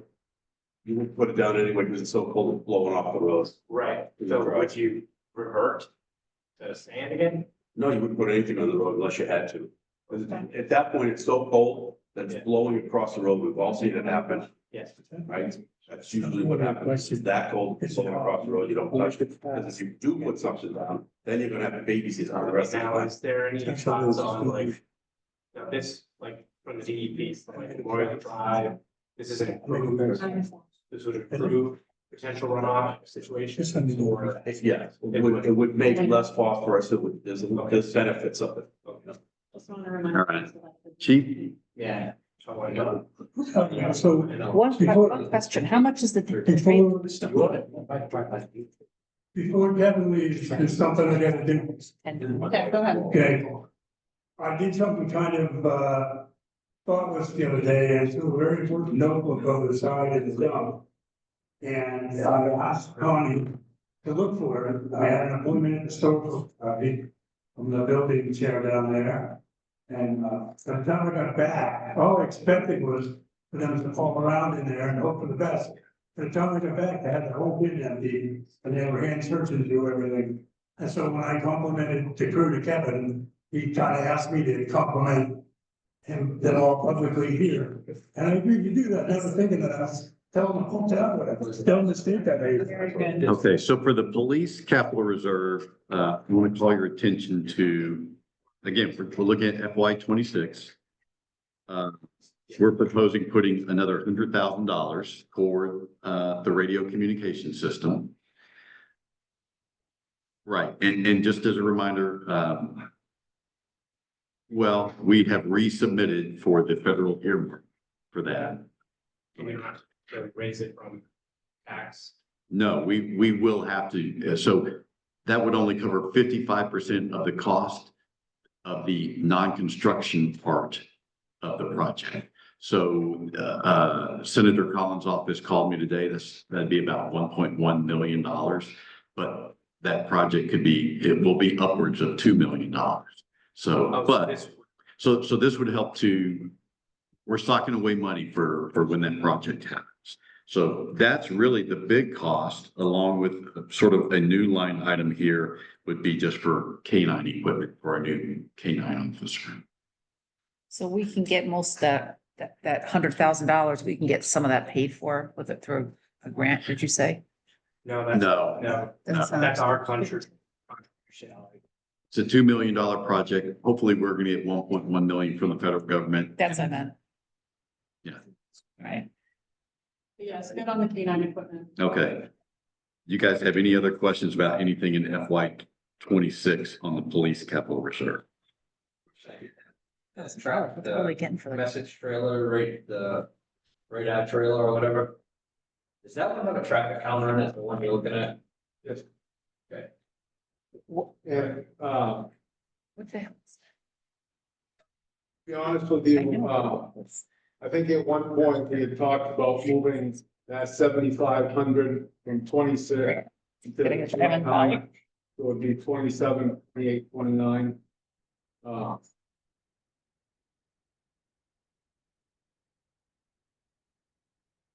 For the number one? For the number one radar trailer, yeah. We We got. have some now, right? We have two that have the ability to do the counting, statistics. We have another one that we just had the school build a trailer for us that we got, several years ago on a state grant. That when I came there, it was still in a box in the back room and never been utilized. So the school actually built us a trailer. It's a very simple one. It doesn't have the counter capability, but it shows you speed. And we're grateful for the school to do that. What are you spending $4,000 on a K-9 equipment? What is that for? Okay, so K-9 car right now is the 2018, Yeah, okay? We were able to go out, state police and get a K-9 kennel for the cruiser, that they no longer use, that did in the 2018. 2020, they changed the body style. You can't use that K-9 kennel that's in that car. When we replace that car next year, we have to have a new K-9 kennel for the new car because the old one will not fit with the car. so that kennel's a $4,000 kennel? Oh, no, that kennel's gonna be about $8,000. What kind of kennel is this? It's gotta have heating, it's gotta have air conditioning, it's gotta be Oh my, medically controlled for the dog. And it has an automatic, like, save the feature, right? So if there's some. oh my God. I mean, Can we possibly get that? Is there a grant out there for that? For all grants, but there aren't many grants out there for law enforcement. Are you considering like the trade-in for the value, so not instead of 8,000, 4,000?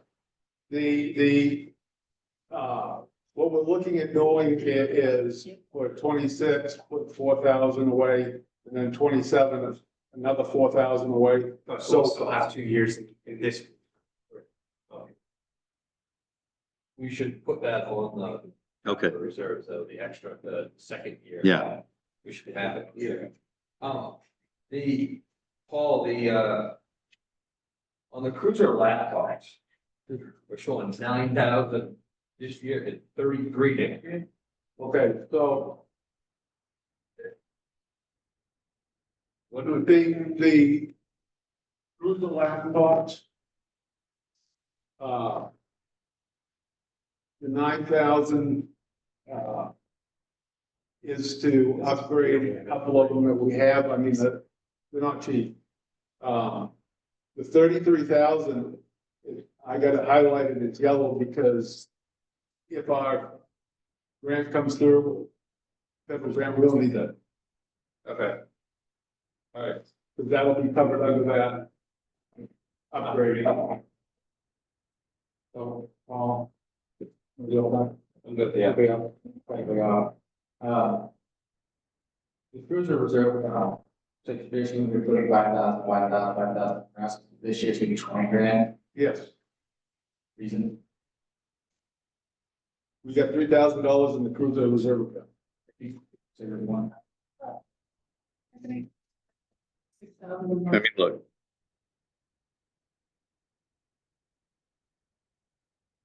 Yeah, so chief, right now in the PD vehicle, capital reserve, we have $26,000.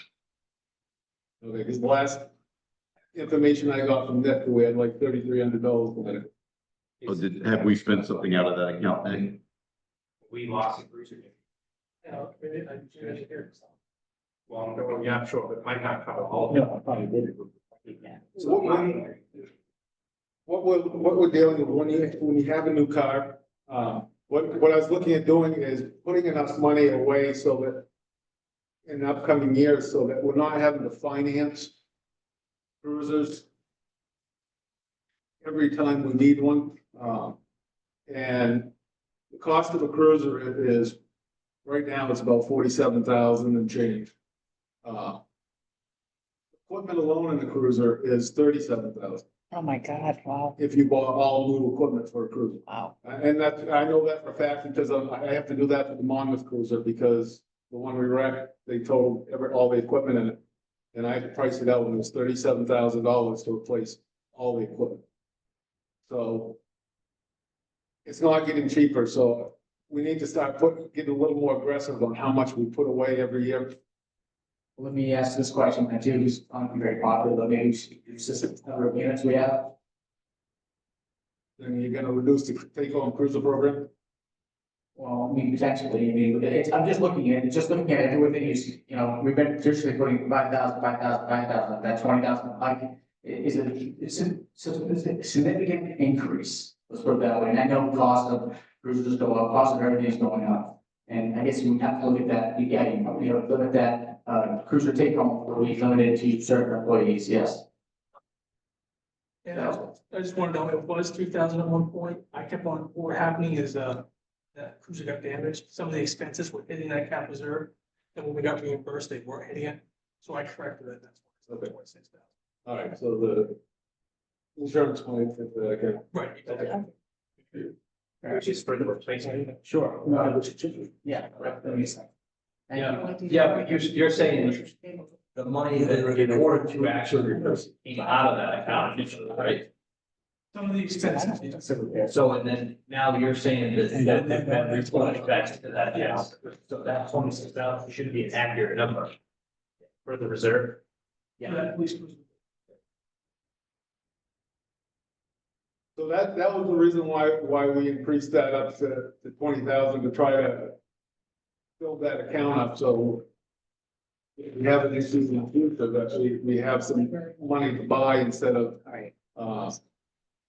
financing. And we put 20,000 into it in FY 24. We want to flatten it out, flatten that curve out then and say 10 and 10 instead of. To me, that would make more sense, but. Okay, so we'll figure out something creative with that. All right. Okay. Yeah, I think we're ready for the librarian.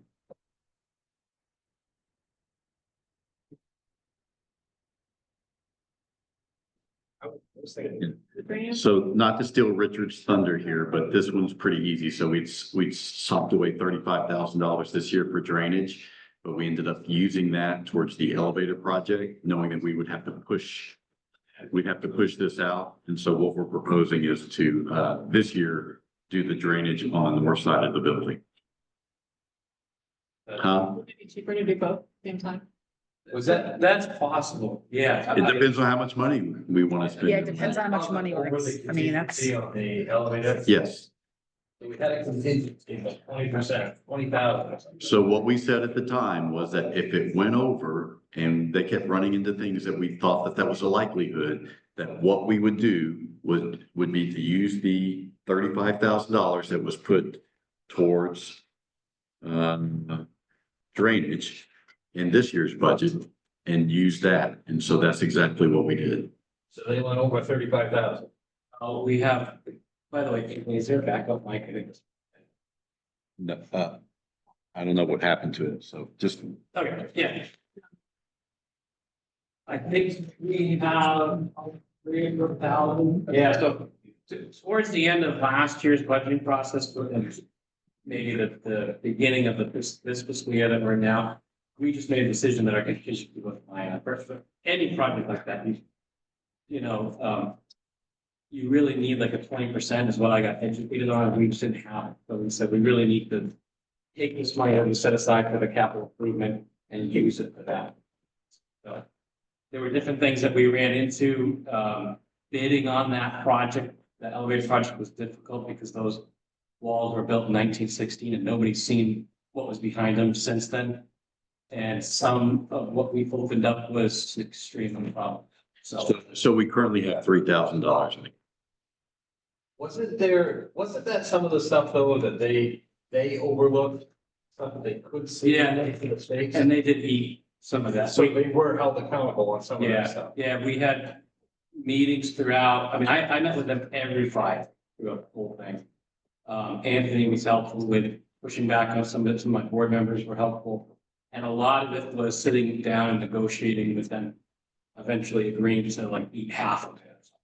So we did hold them accountable on a number of others. How do we feel about drainage? So this year should just be the drainage. I think the book drop. Yes. Yeah, the book drop would be the following year. So it's like Anthony said, it's the same thing that I talked about last year. Engineering and assessing the area, excavating the area, installing a French drain, which I did get that step of it. I got a real estimate from Longfellow's. That step was 13,000. There's a possibility that we'll need a drainage basin, or catch basin or dry well over there. And then of course you got to restore the area. Some of it too, I had two different companies look at it. They believe that some of the problem is the landscaping. If you think about that north side, which is a side that's facing Granite Cook Lake, there's a lot of big bushes that when I started were small bushes, and now those roots are all, that probably shouldn't have been planted. That predates me. Bark mulch is like a big sponge. So that's contributing to the problem. So I think all of that needs to be ripped out and just kind of have a lawn over on that. So what we talked about was doing drainage on one side of the building this year, drainage on the other side. Yeah. So split. Both sides flood.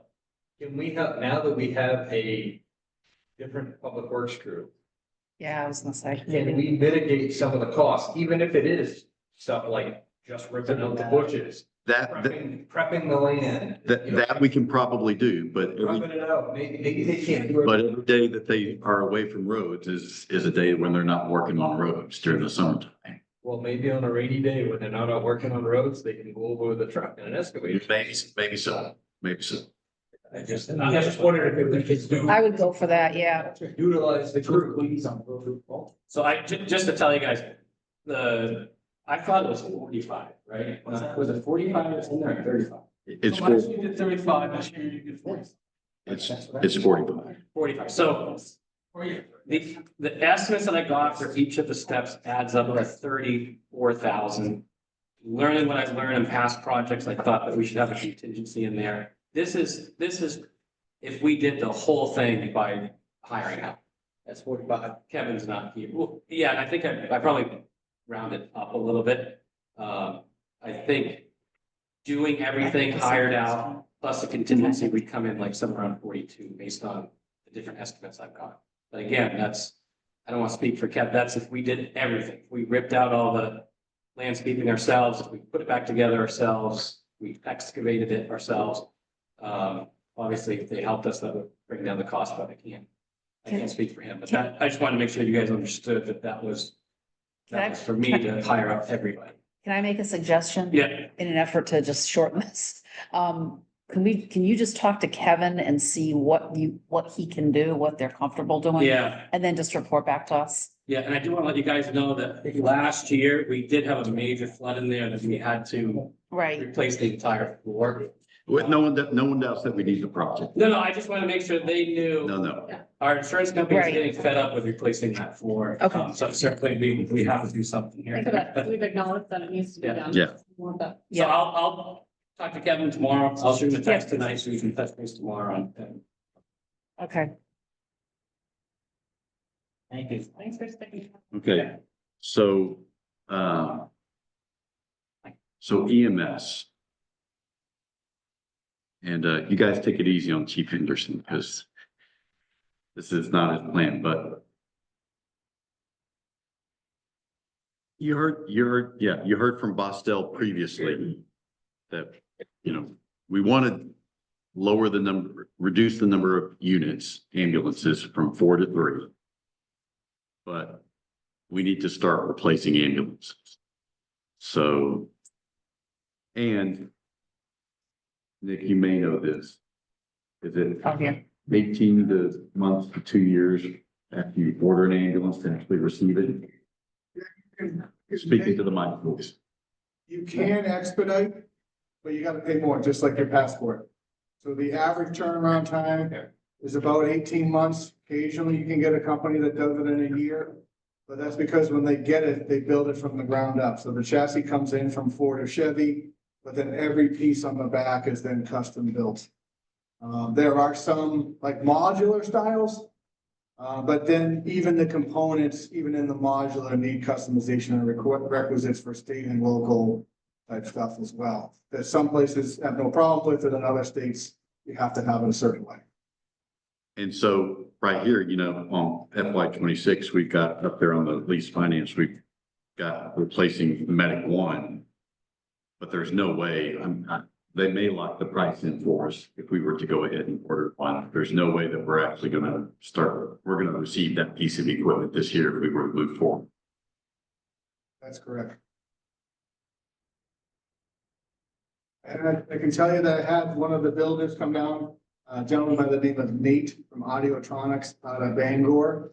And he told us if we ordered in April, it would probably be May of 26 before we got it.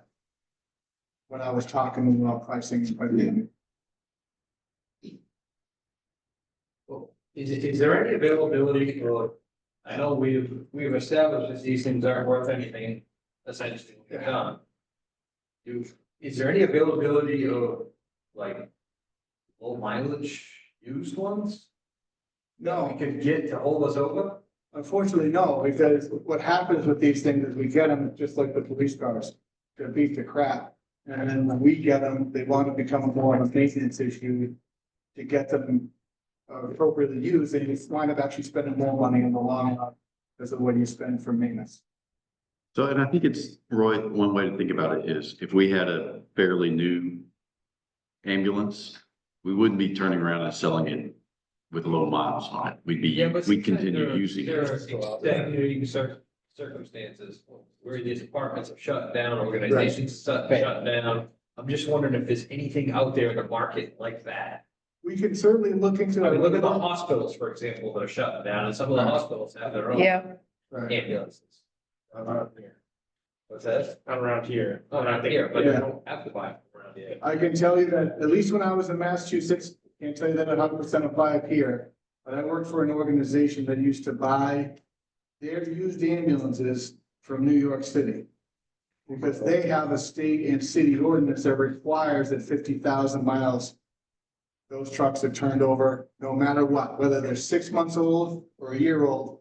Every 50,000 miles, they get brand new trucks. So we should be looking at something like that. Right, and it's, the only thing is that they don't guarantee that any maintenance has been done on that vehicle in the 50,000 miles with the exception of an oil change. So I can tell you that when we would get them, we would bring them in and they'd be in the shop for 3 months, shocks, front ends, replacing rear compartments, because they beat the crap out of them down there, knowing that at 50,000 miles, they're just getting another one. No wonder New York's in such. So we have. But the question at the moment is, do we want to start socking some money away for an ambulance? Socking some money away, yes. Okay, Well, we have to determine, I think the question would be sourcing that. And then, what? No, I mean, That's talking it away right now. right, but what we're talking about here is what we're gonna raise from, I think what we need to do is just. not necessarily. Yeah, I mean, we could purchase an ambulance cash money right now if we wanted to. Right. It's all a matter of priorities. we've got to look at what we want for priorities. We're gonna look at. Again, just tell us what the priorities And are. then We're we gonna come back figure out and how let's to, revisit this. we're gonna It's figure not out how said to and done. finance. Say, Say, Stocking money away. so yeah, I mean, we Yes. gotta do. okay, I would also like to see the It's an paving investment. the parking lot, because before we Oh. always buy a vehicle. This year, before what? before we have a new vehicle driving out there, we don't need a new vehicle going over the. Yeah, but I would prefer not have the entire doctor's office parking lot paved. No. no, that's a good point. And I think when Andy went and visited, he made that same Yeah, point you made that. to same point, Bostel, and yeah. Bostel said, yeah, that's a really good idea. We'll only pay what we need to. 6, 7 cars parked out there on. Yeah, Max, right, yes. all right, So. let's move on. Yes, no, I. All right, I think that's it for EMS. And there was also we had some information about some drainage issues too. Is that what you're talking about? Oh, That's correct. Eliminating On the rear. some of that paving and repitching is gonna probably solve most of the drainage issues. I agree. Okay, Been fixed once. getting rid of some of the impervious area. By both words. I can tell you that we did have someone come out and look at the property and give us an assessment. I don't know what the cost was, but there was a gentleman that came out and did look at the parking lot. And there's a feeling that where you can see a lot of the damage in that parking lot is a broken pipe. That there was a pipe done at some point for some drainage into a drainage pit. And that has since got clogged, collapsed, broken, and it's what's causing the sinking. Settling. And you can see in that parking, so what that cost to repair is, I don't know, but I do know that it was assessed and at least put up with some. Thank you very much. You're very welcome. Any other questions? All right, thank you. So recreation, I mean, we've got 5,000 in the, left in the tennis court reserve for just future maintenance of that facility. So what we're recommending is just putting another $5,000 into that.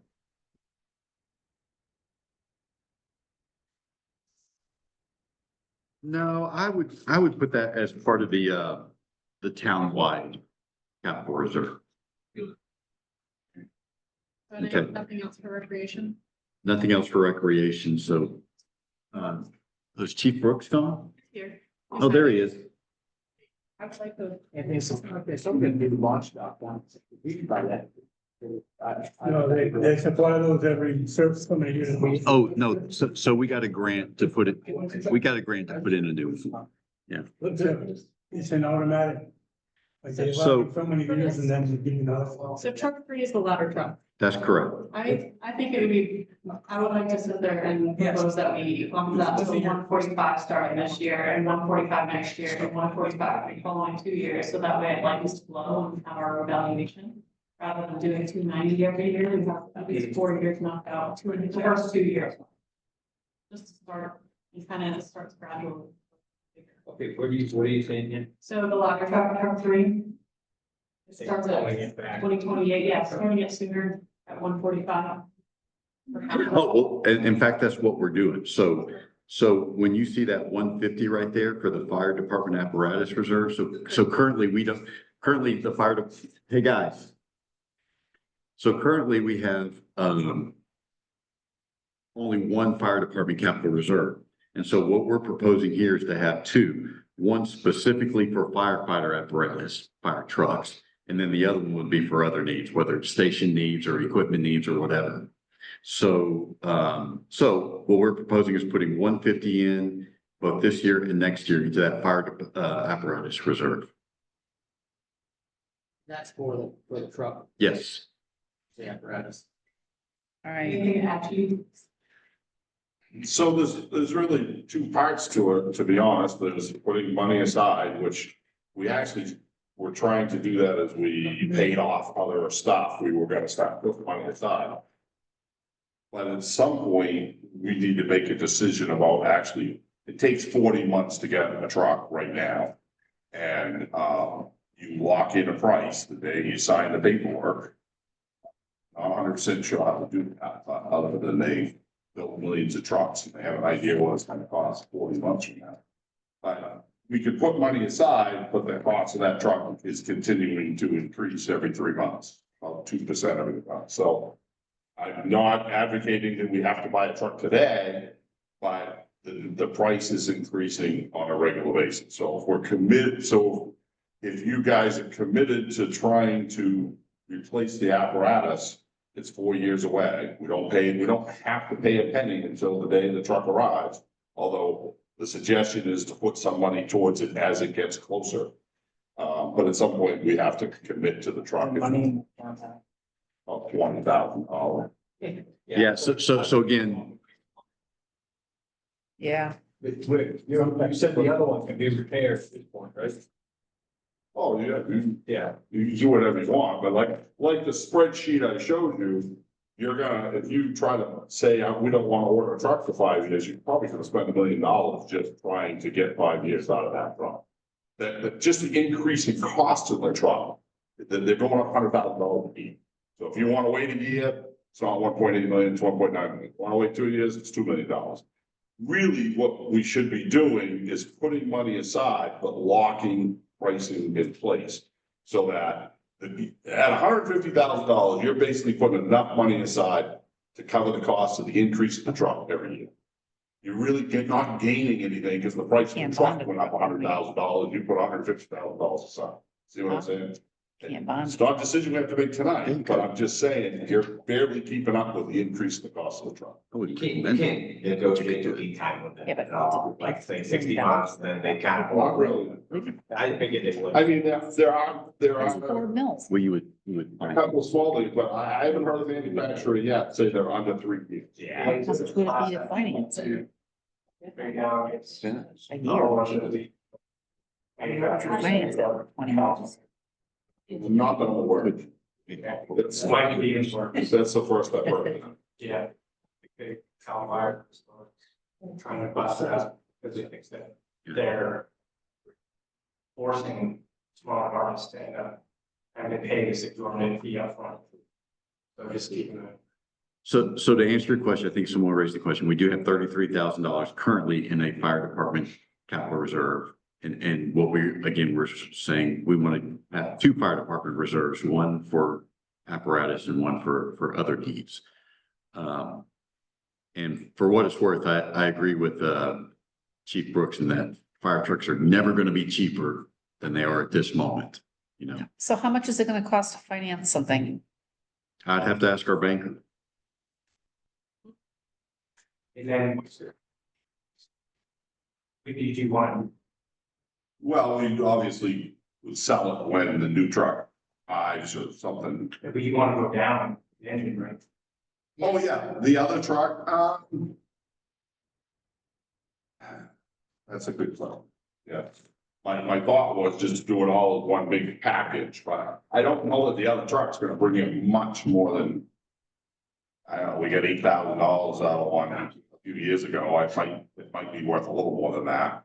And it's probably not, I mean, $20,000, I would think it would be on the outside. And it probably costs us about $1,000 a year to keep it going.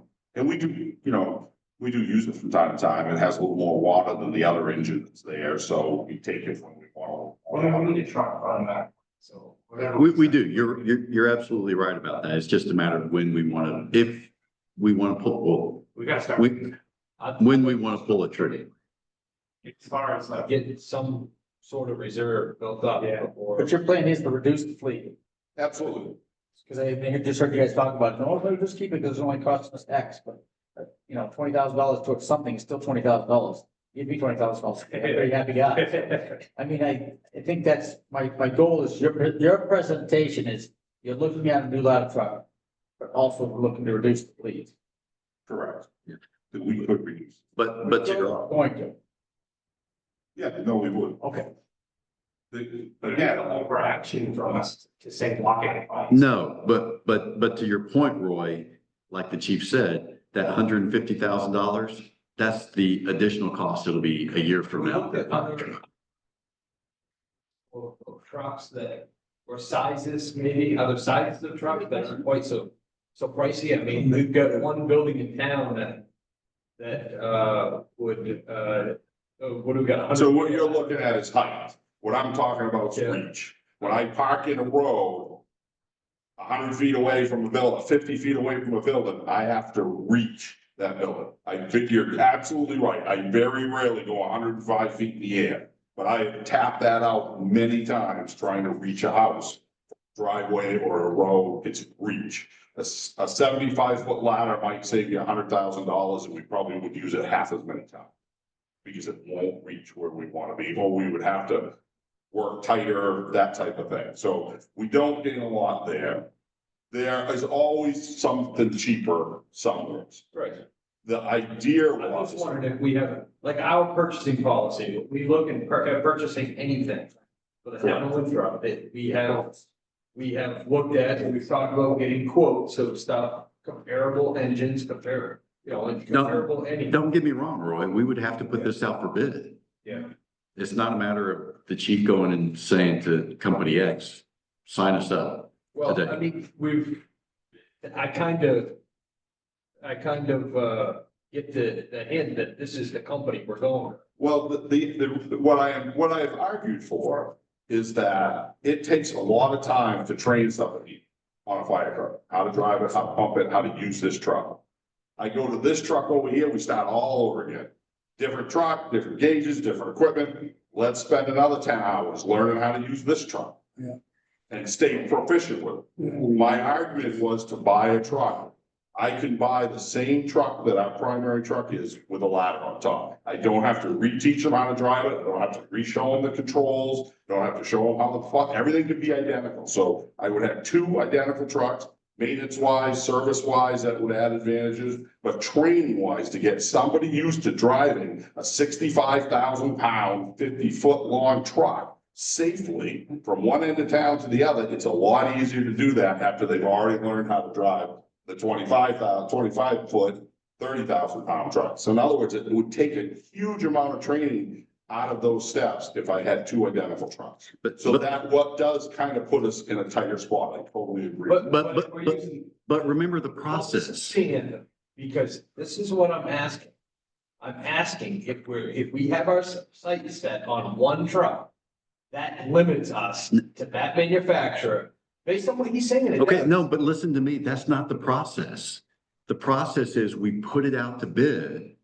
We get bids, you guys decide which bid to accept and tell me which contract to sign. That's the process. We also buy the last two trucks we purchased, we buy it through a buying group. It's a group that we're part of. It's Houston Galveston Purchasing Group. They advertise the pricing for every fire truck in America. And it's cheaper than us putting it out to bid apples to apples. Might not be apples to oranges, there might be another brand or whatever that is this way, but I can show you a list of what all those trucks go for and they advertise it. And it saved us about $8,000 on our last truck buying it through that. But we're gonna need to know what the cost of this is gonna be if if we, we can't pay for a $2 million truck up front. I want to know what it's gonna cost us every year to, You can take it away. he's gonna check it out. I think what I'm hearing from Dan, correct me if I'm wrong, Dan, I'm saving up for a fire truck. First of all, I'm not saving up like cash, but aside from that, it's almost a zero sum game because the price goes up as much as we're gonna save every year. Cost, we can save 150 grand and the price of the truck goes up 100. It's like throwing money down the sewer. This isn't the first time we've done this. I know. So what I'm suggesting is that and it takes 3 years, we don't have to pay for the truck until we get it. And it takes about 3 years. So we need to bite the bullet, buy a truck, save up for the next 3 years and bond and finance whatever's left. Ask it. We are buying a truck right now is if we want to start saving money, and I think that that's already in there with this. Is there any other question for us? No. Okay. I'll check with the banker and get us a good estimate on what financing costs would be. Thank you, Chief. Appreciate you sticking around. No, that's fine. I was gonna apologize to Lonnie for his. Get out of here. Get out of here.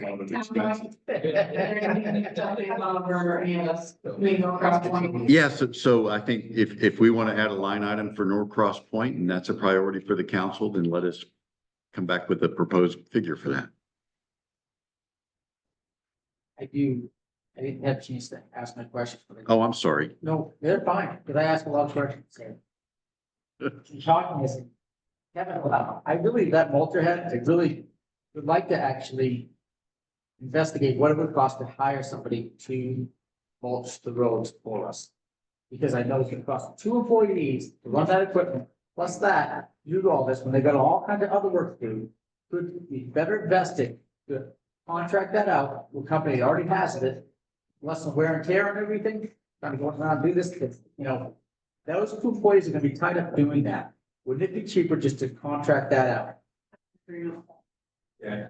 Let's get a price. Although I think you just also made my argument for why they shouldn't be over there taking up the library's flower. Well, that's gonna take a day. I know what it takes to drive a hoe down the road. I'm just messing with Lloyd. Unless it's on wheels, then you got a completely different I policy. mean, if we're gonna go through and we actually decide as a council what we want to cut for I anything. found an agreement for the. I mean, you guys gotta rubber stamp the budget. I mean, Break that that's the down. thing. We don't have any of those meetings set up. We really need to have a couple meetings. Schedule for last scheduled date for when. I thought we're for May. going through and vote on this business. So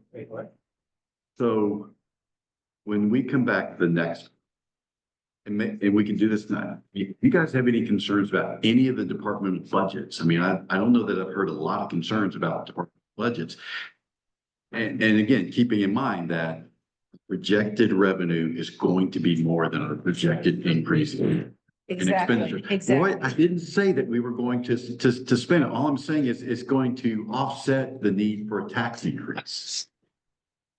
Discuss the budget is discussed at council president. I don't. You should be doing a cartwheel, sir. I understand it, but I also want to keep the expenses down. If I were trying to spend every bit of it, then the amount of increase in the expenditures would match the amount of increase in the revenues, correct? Can I make a suggestion? We have not gone over the budget as a council. And we really need to go over the departments and talk about, unless you guys want to rubber stamp the budget. So, I mean, to me, I don't. Well, it is the last month. We're into May. So we've got to set us the. Our second meeting on each month. Right, but what I'm saying is, are you guys okay with all that stuff, or do you want to go line item? We used to go line item to line item. I think we're gonna have a chance to do that, though, right? No, we're not, if we don't set up some meetings here. Folks, this is what we've been doing for the last couple. We've been discussing and having presentations on the budget. Line item by line item, in my opinion, is not helpful. We always used to do it. That didn't mean it was the right thing to do. We I think also it went is. 6 years. Stuff in this community that's been slipped under the road. Roy, Did you know we had a fire truck, fireboat? On order? I didn't I vote. knew we had a fireboat on order, but I wasn't aware of the expense. That's all. It doesn't matter, that's talking about the past. I'm just thinking, I'm just saying is, I think we need to Listen. establish a couple meetings that we can go over this stuff. listen, if you folks think that, for instance, we heard about the library budget tonight, that it's, and that's not a good one, since we don't really have control over the library budget. Let's just say, the administrative services. And I don't recall, well, I'll tell you what the increase of that was. Because it was part of our packet tonight.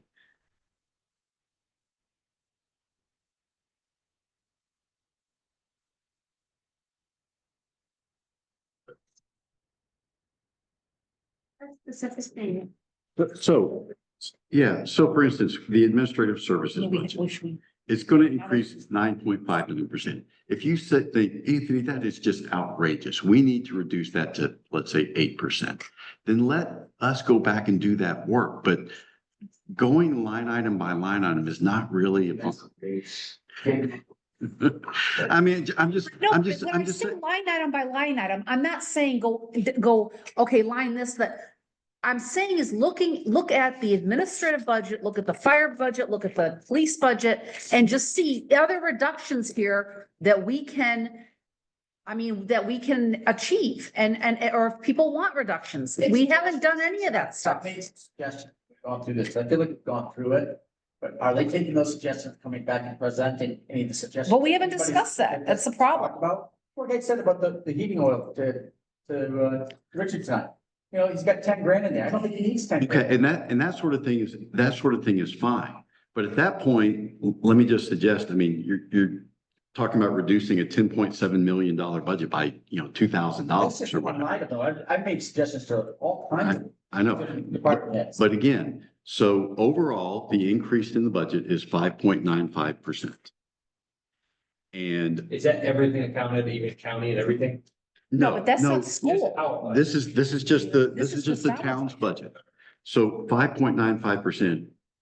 And again, I would think this would give the council a great measure of comfort knowing that the $513,000 increase in expenditures is dwarfed by I believe it was $670,000 in increased revenue this year.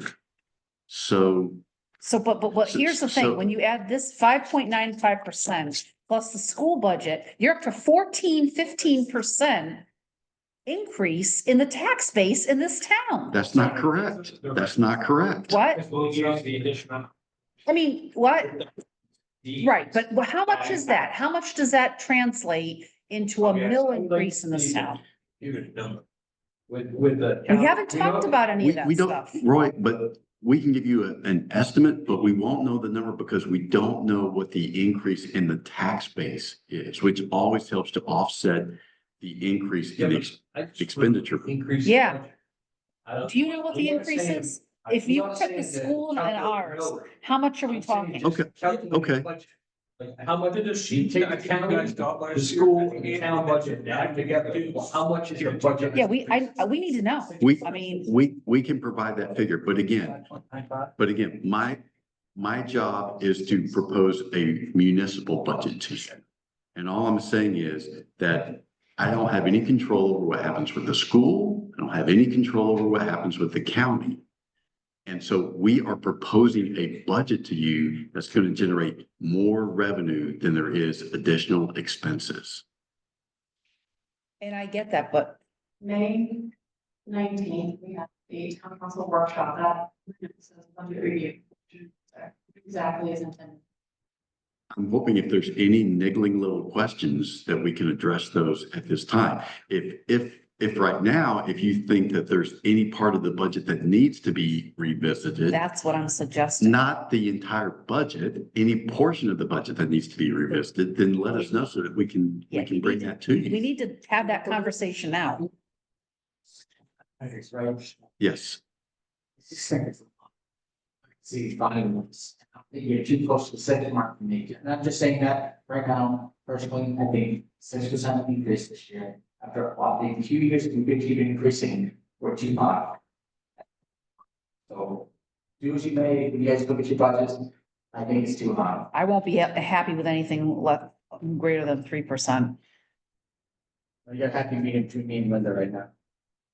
Won't you cut 3%? Yes. I will not be here.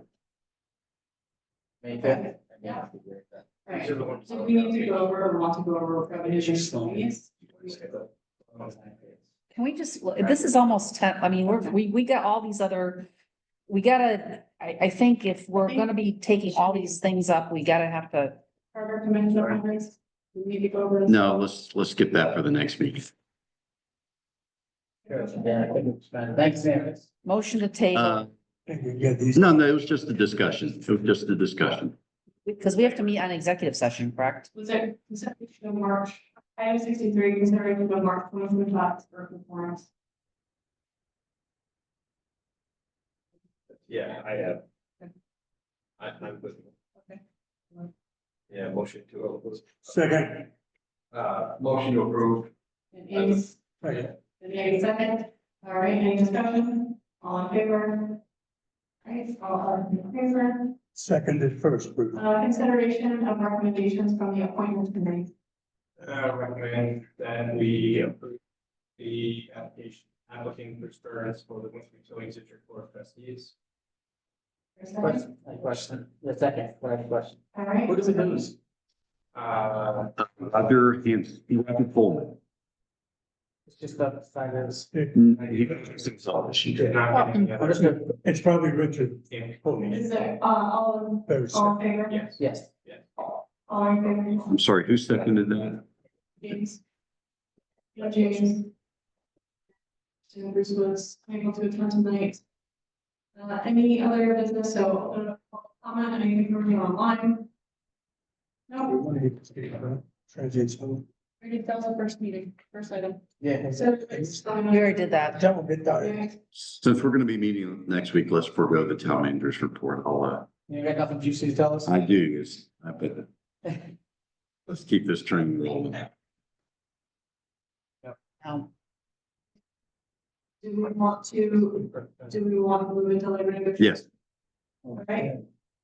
So, I move we go into executive session pursuant to 1 MRSA section 4056D labor negotiations. Yeah. and all in favor? Do I have to say the other one too? No, not yet. For recorded? I will say. I just, I got it. Uh-oh.